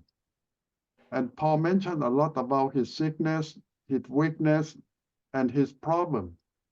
But it became a turning point for him to reach out to more people. And more of his students understand him and come to work with him. And he never hide his weakness. And weakness cannot, sometimes it's sin, sometimes it's not. What that mean? Mean that when we give up, our weakness can be sin. But when we're not giving up, we're working on it, it's not sin yet.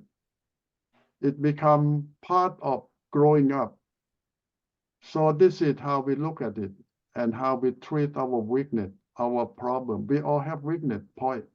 It's like if you are a boxer and your enemy try to find your weak point, your weakness, and they try to punch on that point. And you have to protect that one because that is your weakness. You can win, you can lose because of you how you protect that weakness. And here the article will try to tell you that weakness is not always bad. If you know that it's a liability and you take good care of it, work on it, and you can learn a lot from that, not just for yourself, but for your disciple, for everyone who work with you. And that can work with a team that accept one another.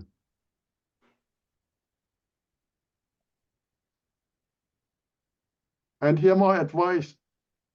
They say that try to cover up, try to bury it is not a good way.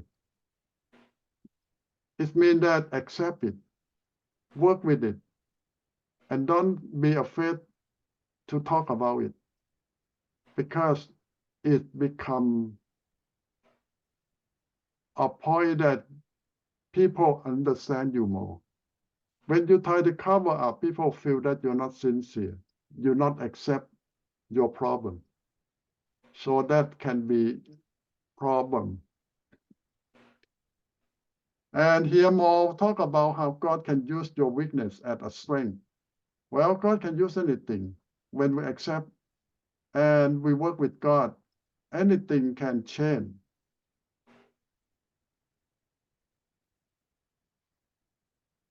And when we're weak, we depend on God more. But when we feel that we're strong, we don't need God. And that can change everything because we all need God. But a lot of time we never realize that we need God because we think that we can do it ourselves. And that's a big mistake. So weakness remind us that we need God. We cannot do anything without God. So it can be a good thing. When you're sick, you always know that you need God. When you have problem, you know that without God, you cannot do anything.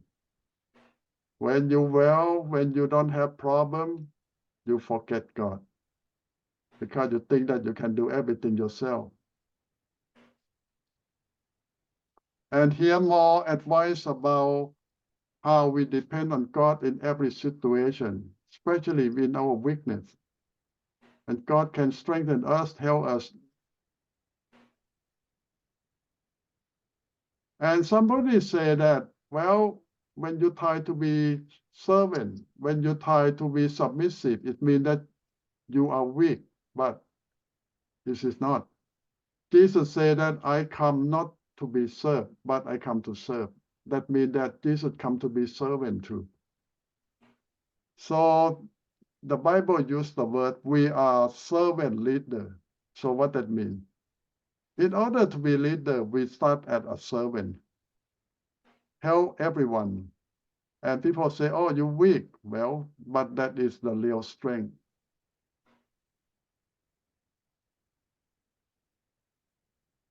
And you know that people always say that Christian is weak. Christian have no strength, but Christian have won all over the world by that weakness. Not with power, not with strength, but with weakness. So this is the way how God uses. And that is about how we work with other people. Humility and accept our weakness, our problem, and try to work with people with understanding. And that can build one another up. We are not Superman. We're just a simple man that God used. So all this warning is about us to try to help other people. Accept yourself, what you can do, what you cannot do. And you can work with God and let your student know that only God can help them. You just can guide them through your experience with God and share with them. But they still need to work with God to build themselves up. And this is the whole heart of this chapter. And at the end of the chapter, we talk about the best model of training disciples is small group. And they said the best way of small group is teaching them through story. They say the Bible have a lot of story, and Jesus always teach through the story. And they say that the best way to teach your student is by telling them story about yourself, about what happened, and even the Bible lesson make it easy as story. And the heart of this section is about to train new disciple. You need a small group or just one-on-one. Big group not going to make it because you and your disciple need time together a lot to spend time together. One-on-one or a few of them, you can work with them. But when it's big, too big, you cannot do anything much. It becomes a classroom and you cannot function very well because they believe that the best option for training disciple is you live with them, you share your life with them, and they become part of your family. And that is the best model. I know today we cannot do that at the time of Paul or Jesus, but we try to make as much as possible of a small group or a family. And you can train someone to help someone better that way. Okay, so the chapter is about two things. The first thing is work with your disciple or someone you want to help by sincerity and by sharing your life with them. Accept your weakness and work together by depending on God. And the second key of the chapter is small group, a few people at a time. And that is this chapter is all about. Okay, on two topics that we can discuss.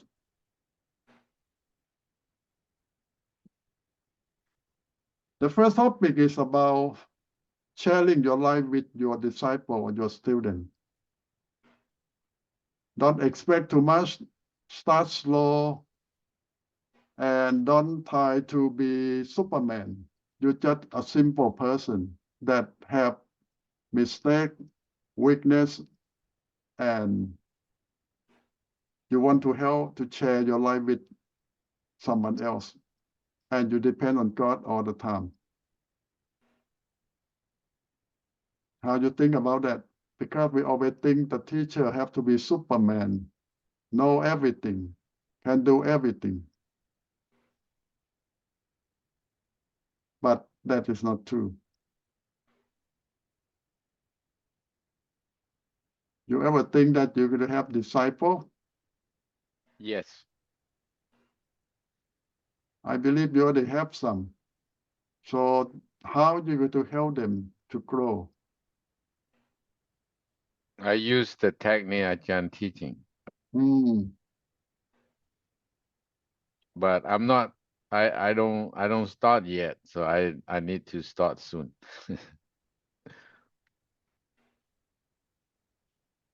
Yeah, as they say that And disciple somebody, is it called or is it made? if you look at the Bible, it's all God called all of us to make disciples.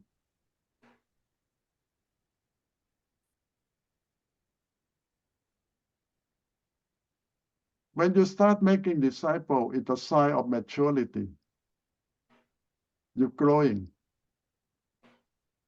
It's like when you become adult, you can reproduce children. But when you're still young, you cannot have baby.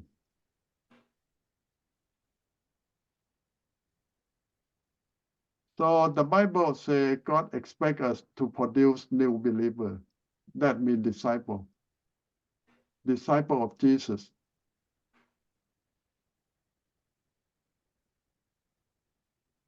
Because I in the remember. yes, I remember that when I become Christian believer, I'm a new, and I have a friend. He called me all the time. He said, "Okay, let's go to the home worship. Okay, let's go to the church. Okay, let's go do this and do that." So he don't leave me alone. He called me all the time. So he tried to bring me there to get to know.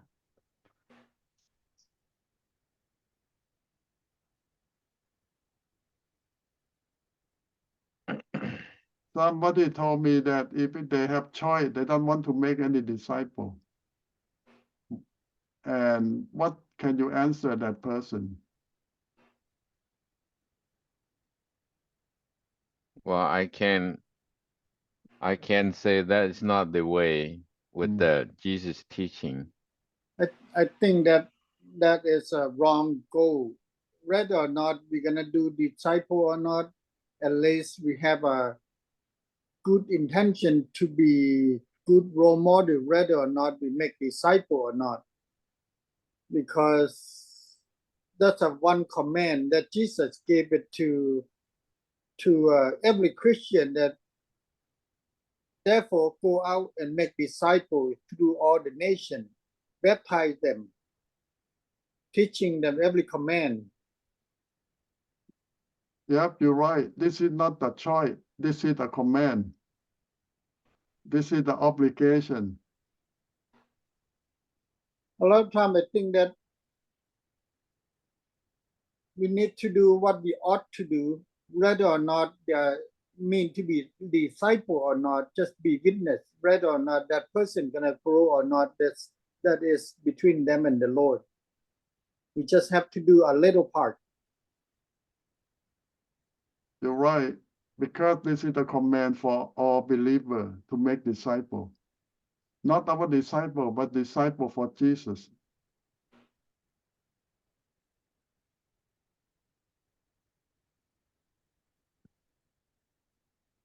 So for me to understanding when the person coming to Christ and they what the Bible say when we baptize the Holy Spirit, and then the person have the Holy Spirit working on in their heart, and they like to do it. They want to know and they want to learn. And that's an we don't have a power to bring anybody to come, but the Holy Spirit get that person to come to learn it. You're right. We just do our part, and God will do his part too.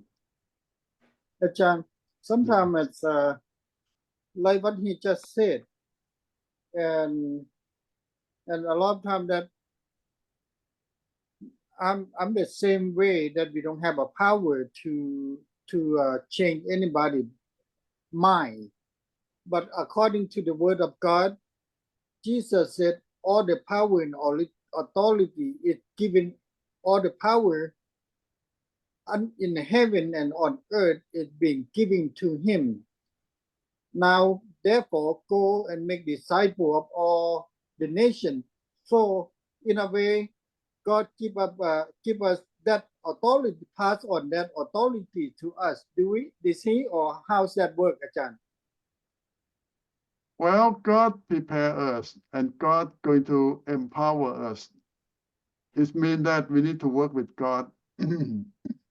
A lot of time I see people do it their own way instead of with God, by God, but they do it their own way. So I think that is not right.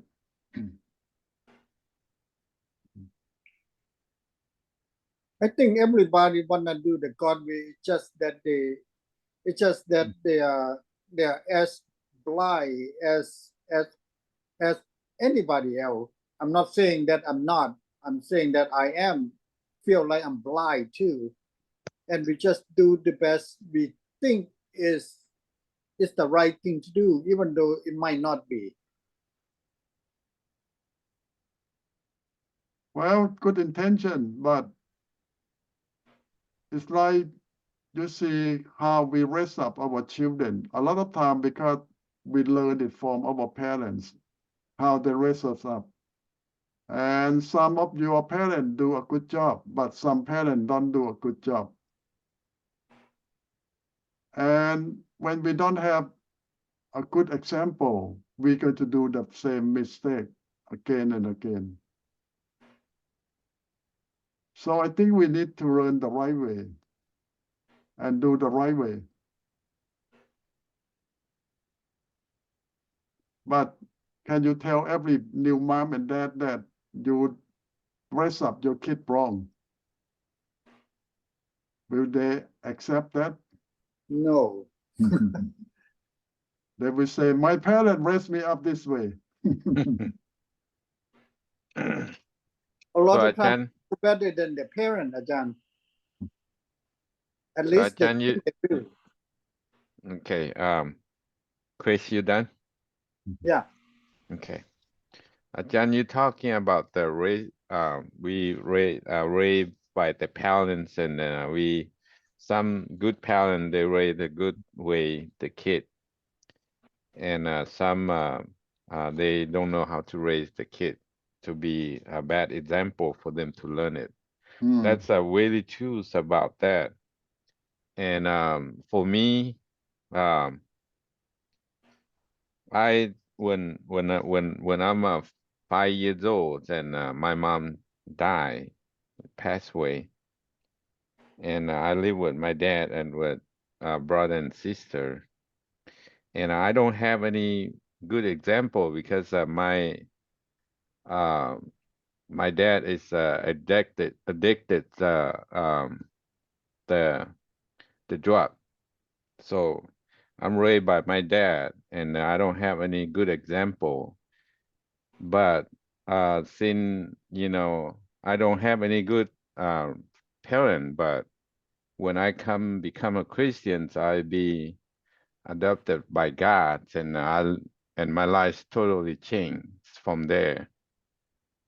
So that's what I look in, like when the person coming to God, they accept God to their parent, and their lives will be changed. So Yes, that what we talk about our weakness, God can change it to be our strength if we depend on God. God can change that. And we just need to acknowledge that, don't hide it, accept it, that we have weak point, but God can change it and make it a good point.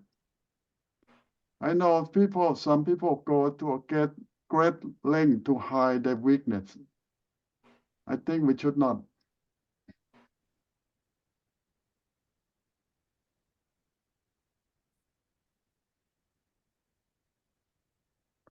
So we can hide from people, but we cannot hide from God. God know everything. Yep, you're right. And I think when you share, people appreciate you more.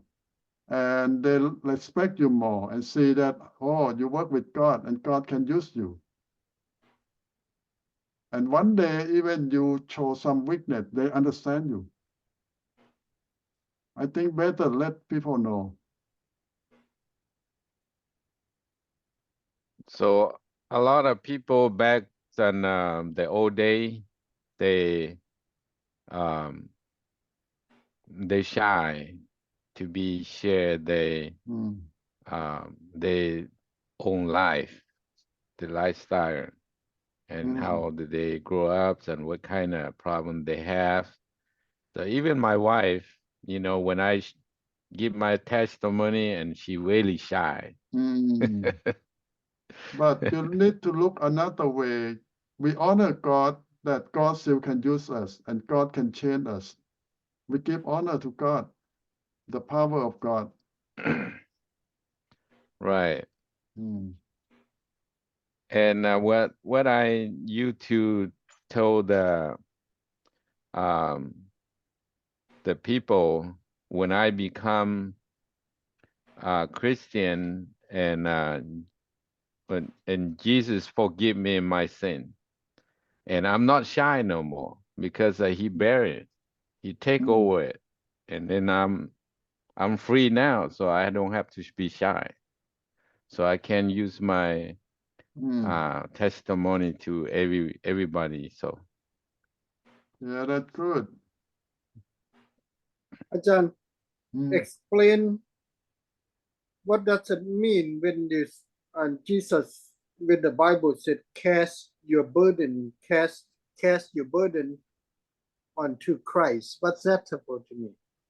Because I read it a day ago about this casting the. Well, the picture is this way. You want to carry your own burden, or you want to put it on God or Jesus to carry for you?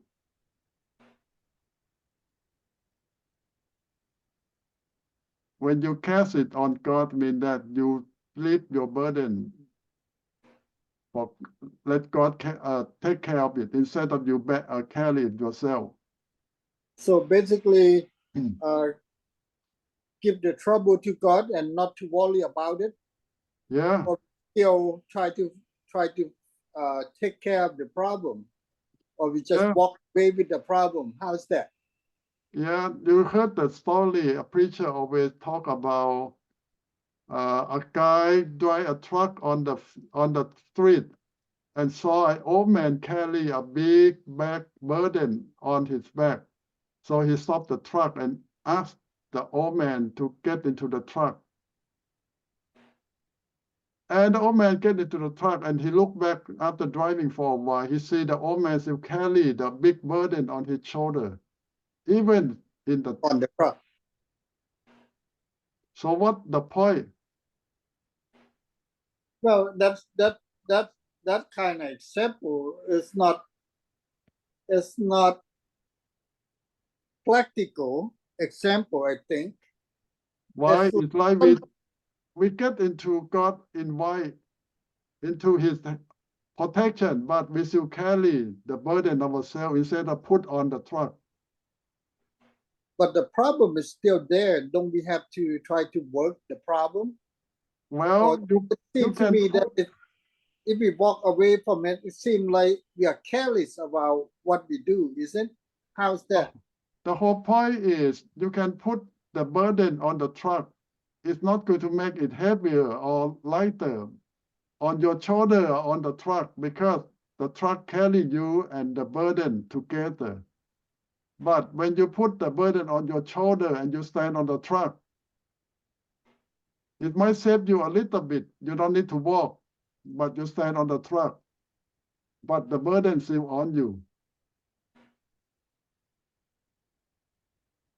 It's how we accept God's help, part of it, but not all. That's a part of faithful, part of trusting God, right?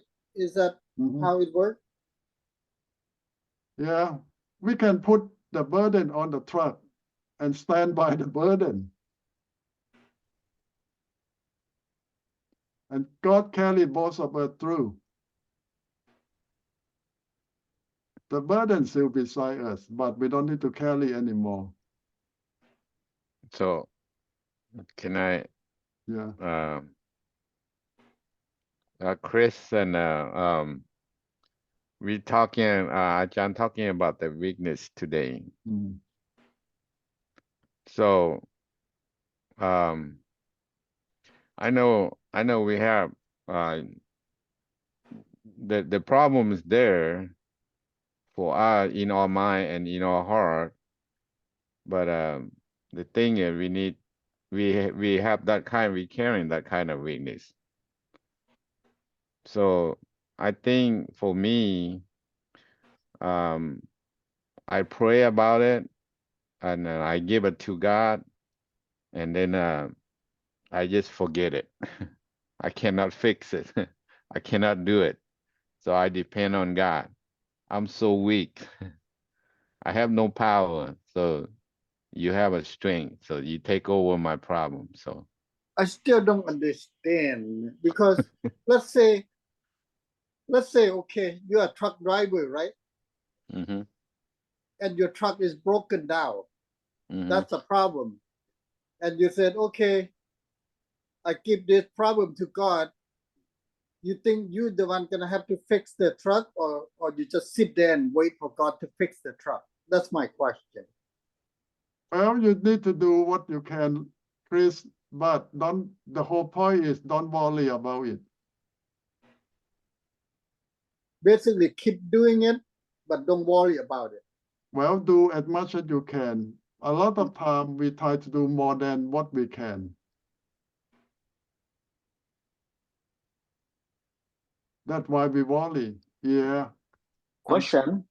Yes. When we say we love God, but when we cast all our problem to Him, what is that mean?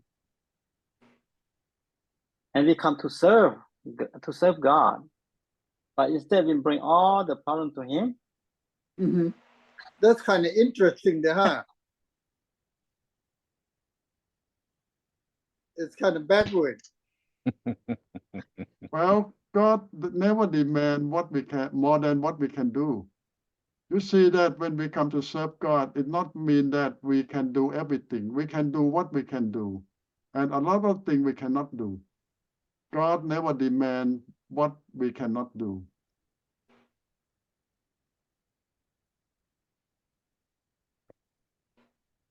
So I learned one thing on the clip.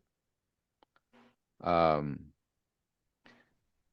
father and with the little boy walking in the street, and a rock fallen on the street, and the little boy tried to move it, and dad stand there and watch him. And the boy used all his strength and try everything, try to move the rock, but the rock can't move, too heavy. And his dad asked the boy, Dad, and the boy say, I use all my strength and everything, I can't move it. And his dad said, one more thing, you forgot to do it because you not use it. And the boy said, everything I try, everything I cannot move it. And his dad say, why don't you ask me? Why don't you ask me? Because we cannot do it. So we have to ask God to help us to do it. Why the boy need to move the rock anyway? Because in the street, the way they walk, they cross that. Try to move away so they can cross that. So that's only thing, we try to do everything in our own strength, but we cannot do it. So God the Father there, so we have to ask him to help us to do it. So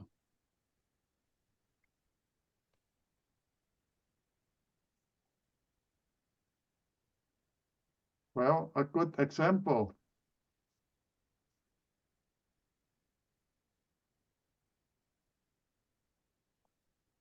Is it wrong to ask God help in everything that we do in daily life?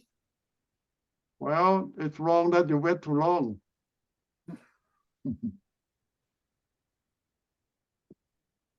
Don't wait until you have no choice.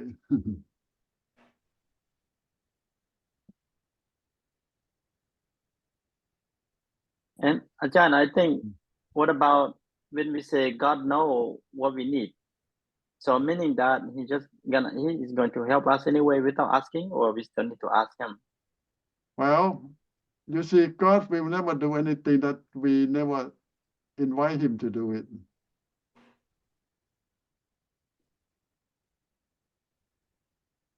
Even he know what we need, but it's still we who want it or not.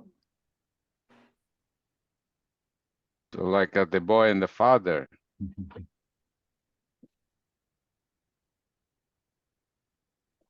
Yeah, I experienced some one time when I went to the mountain and one other big tree fell on the road that I cannot pass through. I cannot back up. Somehow I forgot to ask God for help. I just looked to see if I have any knife or anything to cut the tree. It's huge. But somehow I saw two guys carry a big chainsaw behind me. And I didn't see those two guys when I drove on the road. So he just cut the tree and then let me go. I don't know, thing like that is God sent somebody to help me, or happen by accident, or I just don't know. But I believe that God has sent somebody to rescue me, but I didn't ask. Well, maybe your heart, but that for sure is not happened by accident.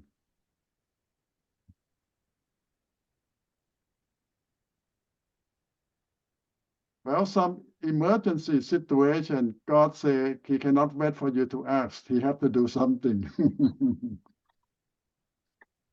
Whoa, look like you go hunting, isn't it? Mushroom picking. Yeah, sometimes maybe that those the two guy, they already find a way because they go there first, and then you second, and then you stuck there. They just go over there and try to get the equipment to cut it. That's I a asked them. coincidence. I asked them, is the way go through to the big way? They said they don't know. They don't know. Okay. Maybe they are angel. They just come to do that job. Yeah, maybe you're the one who got chosen, okay? You're the favorite one for God, okay? You don't need to ask, and then God help you anyway. You know that angel come in all kind of form, all kind of shape. Believe me, you encounter angel many times in your life. You just didn't realize it. Yeah, I think I saw angel at the hospital near my house one time. Actually, it's not the angel form, but it's a lady. I went there to check up, and she just point finger to my face, my throat, my chest, and I feel healed already. And then I came home, and then a few months later, I go back. I asked to see the same doctor. They said they don't have anyone do that. No one do that in the hospital. Wow. Yeah. Wow. Ajahn, can I ask you one question? Yes. If you do something like a cow said, and then you forgot to ask God to help you, end up the one who sit beside you, and then that person begging God, and then that God will help you. Is this true? Sometimes it's that's right. The God will Yeah, help. it's possible. A lot of time, many people pray for you or ask God to Wow. help you. Ajahn, this is my 3 times already, okay? My wife and me, she helping me do a mechanic job thing. Sometimes I fail. I did something like, you know what, over tight, or I broke the nut or whatever. I try all my way, cut it, I cannot make it. I just give up. And then she said, just take a rest a little bit. You have a way. Later on, you come back, you get a way. She already pray for it. Later on, I come back after 5 minutes. I get it right away, and then I make it successful. 3 times already, okay, Ajahn, in my life. And I tell you what I did. Yeah, and this time, just like 6 months ago, right? The same thing. I try to buy the new pot and come, and then damn it, the same thing. And then end up, I sit down. I didn't know, she already pray for me. And then later on, I make it, and then she said, do you know who make it for you? I said, God. She said, yeah, I pray for you. Yep, that's true. You might be surprised that someone pray for you and someone ask God to help you. That's impossible, okay? Because, you know, for sure, I bought a new one, I still damaged, and that end up, I use the used one, I make it. And everything's good, get in place. Now you believe, right? Believe God can help. You ever have this experience at the middle of the night, you wake up and God inspire you to pray for someone? I can't got it, I believe. Yeah. John, how do you explain this? Every morning that I get up in the morning, I always feel with a song in my head. Not the same song, but different song. How's that? Is that something normal, or is that something? I don't want to say abnormal. I just say it's special. How? God put the song in your head. It's not. Sometimes it's a song that I haven't sang for 30 or Mm. 20 years that I don't even remember. Mm. Well, God knows you need it.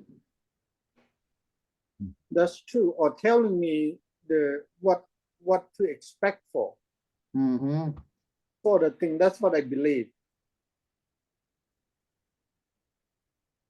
Did you sing it? Yes. And sometimes when I'm in trouble, this song always coming up. God, I need you. Oh, I need you. Kind of mumbling myself. Sometimes I think that am I crazy or what? It's a good thing to be crazy for God.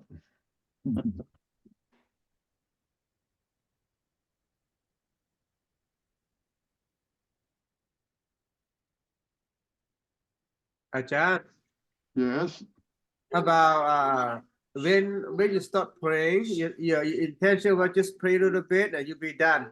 And you stop praying, just like keep coming. You say, I need to pray for this, pray for that. Keep coming. What does it mean?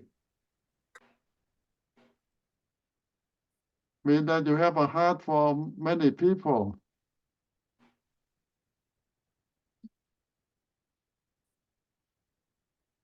You know that not everyone can pray for everyone. It's just a gift for someone who can pray for everyone.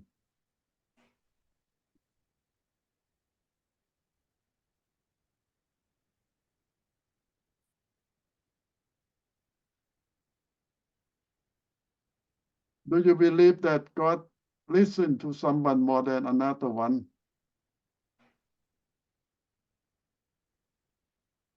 I believe that, Ajahn. Yeah. God still play a favor, huh? Well, it's not God's problem, it's our problem.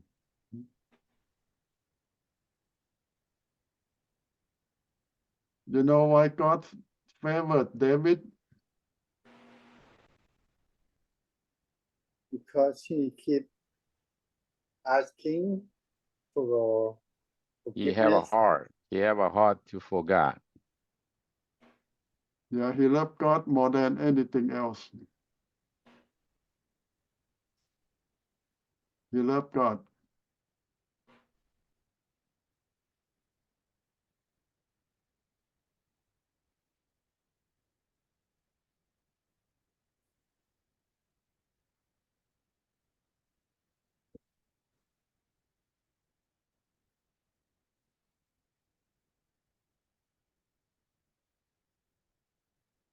I have one question, Ajahn. Yes. What can we do to get God to favorite us? Love God. That's the secret. Love God. More than anything.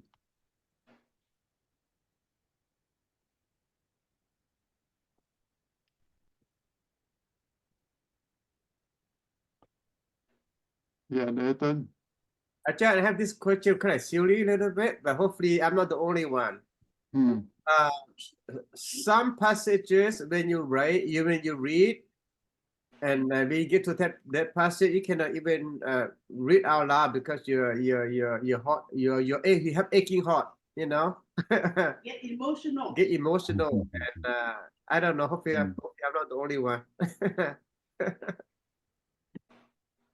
Yeah, the voice of God can touch you that deep. And you can feel it. Does that mean God speak to us that particular word? Because there's many times I felt like that too. When I read it, it kind of make me break down. Yeah. This is a living word, it's not a dead word. So it still have power to touch you.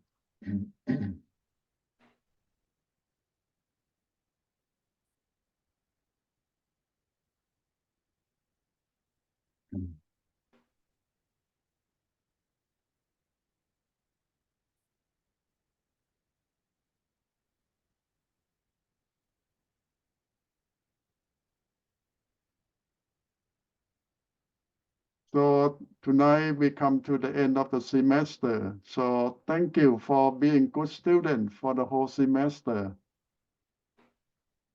Yes, Nathan.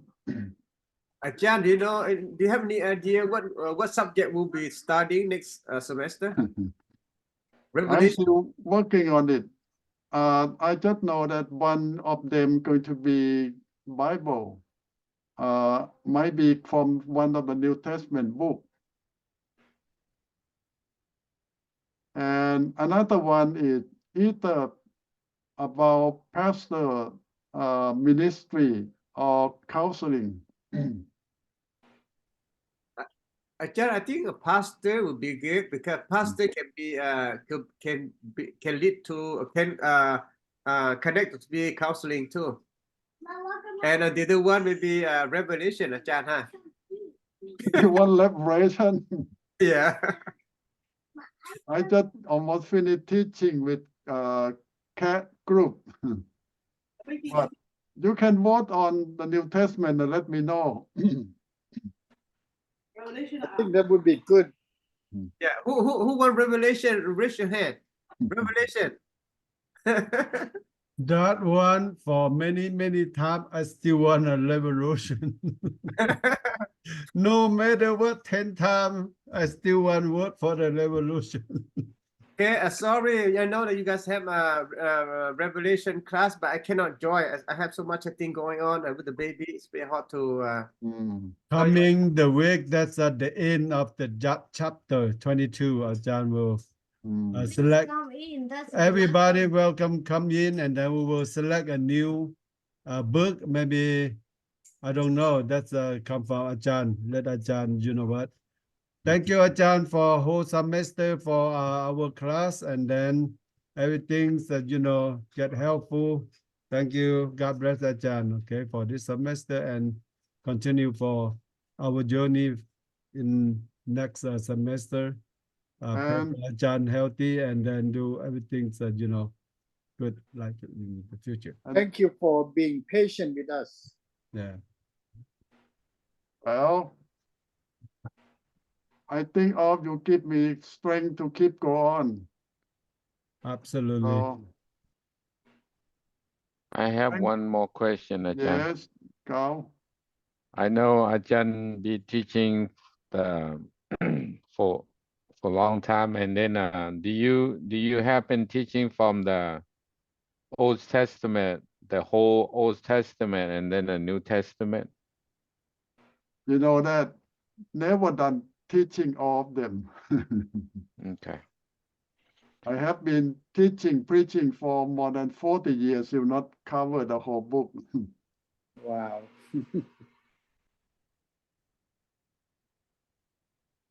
Is there I such just- thing that somebody just specialize on this particular book? That's all I want to know. This is the particular book that I'm gonna learn, and I'm gonna graduate from this book, and that's it. That's all I want to emphasize on. Is that such thing, or is that good idea or no? Well, we need to know the whole Bible. But when you went to higher classes in seminary, they want you to narrow down, to be expert in just one section of the Bible. That's the way college or higher education. You know that when people have a doctorate degree, it's just on one section of the book, like Isaiah. Because see, when we think about it, Paul said something have to do with if you're born in the spirit, the law doesn't apply to you. So why would we still learn the Old Testament when the law doesn't? If you are born in Christ, the law doesn't apply to you. Well, because the New Testament based on the Old Testament. If you don't know the Old Testament, you cannot understand all about New Testament.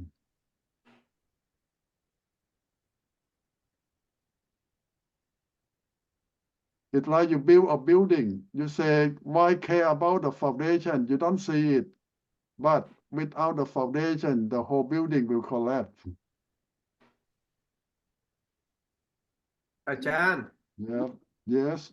It helps me a lot since we started Genesis.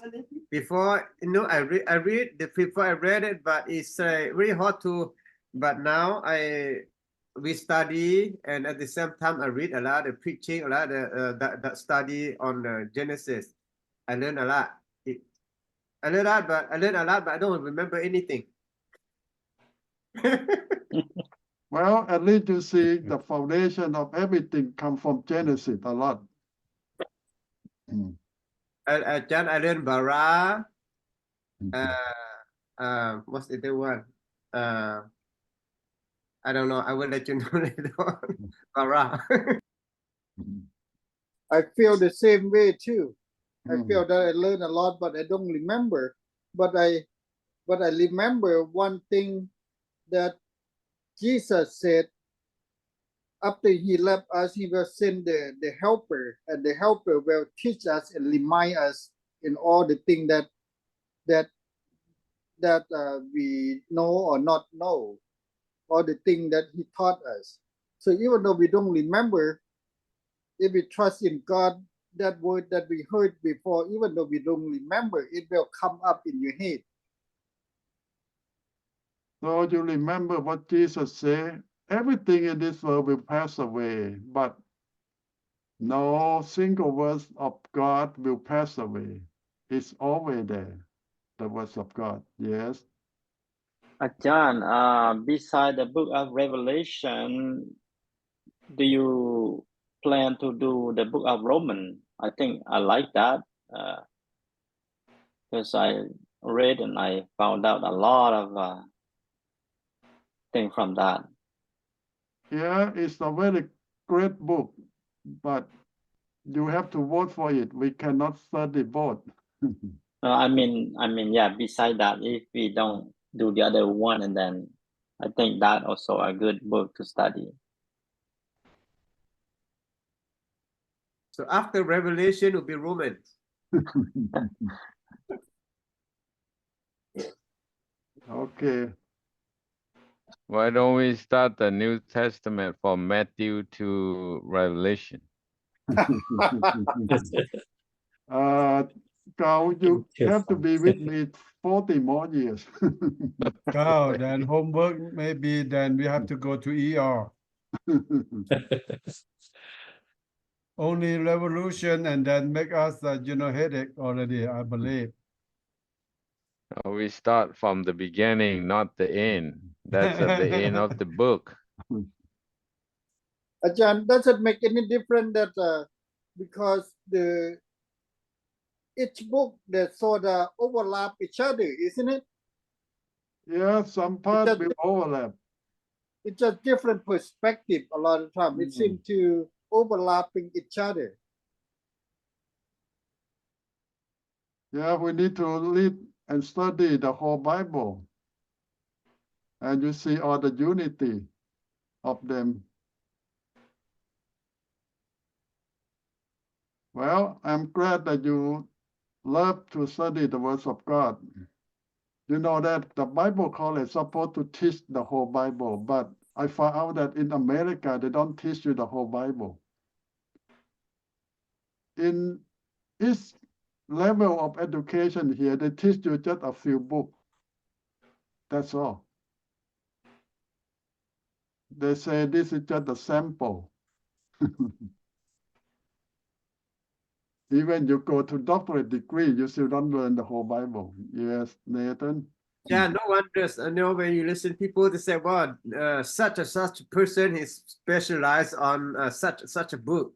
I know why now. Just one book.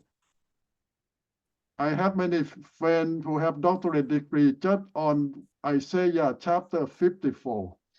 That's wow. Chapter expert in every single word. How's that be, Ajahn? Because they, like the doctor, they say when you are primary doctor, you can take care of the whole body. Now you become expert just a head, and later on just an ear. So And later on just one ear, left or right ear. So other word is the higher degree you get, the smaller the area that you practice on. Doesn't seem Yeah. right. But you're expert on that small part. Yeah, it makes sense. If you talk about a regular doctor, medicine doctor, yeah, because you have if it's okay, you have a headache or you have your problem with your arm, then they send you to the specialist on that. Yeah, it makes sense. Yeah. And next time, right ear or left ear specialist, not both ears.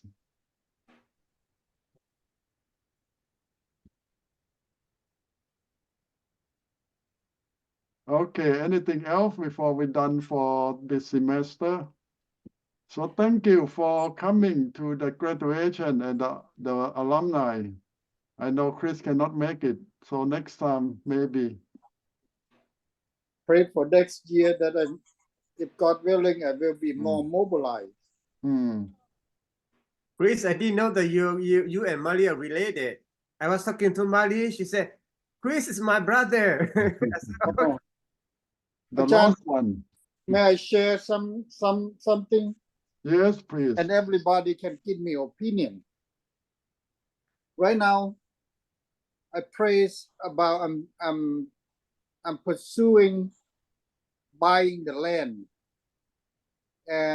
but still praying about that. See if this is something that God want me to do, because in a way that I wanna move from here to California, but in another way, kind of think about that. I don't wanna feel like I'm abandoning the children, because even though it doesn't matter where I go, my children gonna be here. So, but if I buy the land, that means I still settle here, and then down the road I probably sell the business and don't have to be tied down with the business. Business is the thing that tied me down, not the home or the land. อาจารย์คิดว่ายังไง อาจารย์ อธิษ Well, ฐานเผื่อสิ่งเหล่านี้พ่ออยากจะ I want God to I pray that to trust. When I found this lot here, this is the word that come to my head, that trust in the Lord and do not depend on your own understanding. Seek his will, and he will show the path to take. And now I'm praying that I'm seeking the path to take. well, that's good. Let God. And how do I know that this is yes or no path that God wanna have me walk through this path, instead of sell everything, pack everything, and move away from here, and one or twice a year maybe see the children, all they're gonna see is child support coming through the mailbox. Well. God will give you the peace in your heart to know for sure that this is from God. But if you're still struggling, you still have no peace. So that a sign, not a good sign. Is that not your own understanding? Well, we all have plan, and we always think that what is the best, but it might not be what God wants. But that's I'm struggling about, that how seek not to your own understanding, lean not to your own understanding, but seek his will. And if we feel that is good or comfortable, is that our own understanding, or is that our decision? Well, a lot of people in the past decide to obey God, and it's not comfortable. It's not the best for their family, and it's not the best for their friend thinking, but they know this is what God wants. So my answer is, what God planned not necessarily going to be the best for you or for your family or your friend. because people always think that, oh, God will going to make me happy, my family feel good, or my friend like it. No, it can be all different. It's not always true like that. Yep. God way is not always smooth sailing in human way. Mhm. But in the end, it's still the best for you.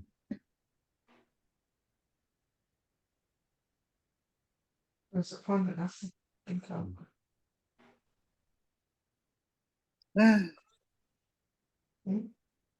But God will confirm what is His will. If you seek His will, you really pray for it and fast for it. And fasting always work for me. Sometimes I feel same thing. I remember Ajahn taught long time ago that if we ask too much, that God will grant it to you, and it will be your fault because you ask too much. How's that? Well, sometimes people have a lot of plan and ask God for a lot of things. When God grant them, they turn out that they cannot do it. They cannot keep it. It's possible. Become a burden instead of a blessing. But because we pray about it, fasting about it, all these things, is that mean we doing too much to force God to do what we No. ask to do? When you pray for God's will, you don't put condition on it. You say, whatever you want, God, show me. But a lot of people already tell God, God, I want this, I want that, I want this. You choose for me. They already have condition for God to choose, or don't let God decide, but you already want everything your way. So if you want God's way, you don't have condition. You just let God decide all.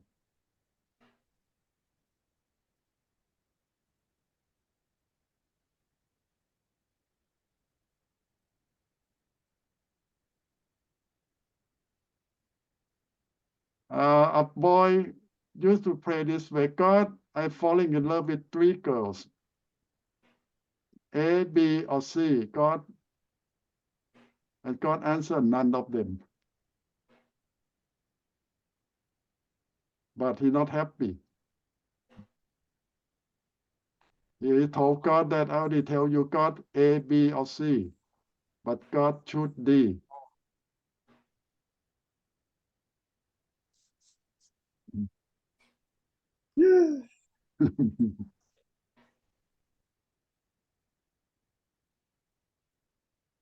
So you have A and B option for God. Well, don't we all, Ajahn? Don't we all want something, and don't we pray? That's why we pray about. It's like, okay, Lord, this is what I pray about. That means I already somewhat choosing it. But if you want God's will, you need to let God have option too. Because what you're praying for is not God's will, because it's your option. So what do we do? Don't pray for anything. Don't You ask for pray anything. for that, but let God have another option to say none of those.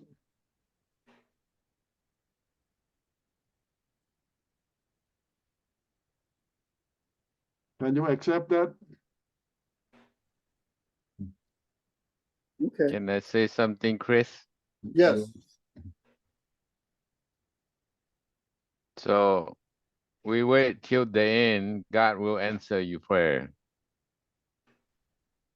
Say that again. We have to wait till the end until God answer your prayer.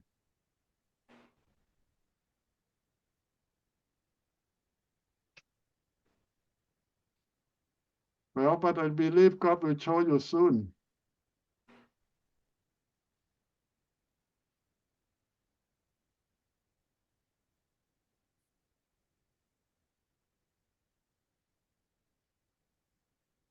Okay, I will pray with you and let you go. Dear God, we thank you for this semester. We thank you that what we have learned and what we have shared from our own experience and our ministry with a different group of people. Dear God, I lift up all students that they're going out to serve you in different calling. Be with them, bless them, provide for them, protect them until we come back again next semester. Thank you for everything. In Jesus' name I pray. Amen. Okay.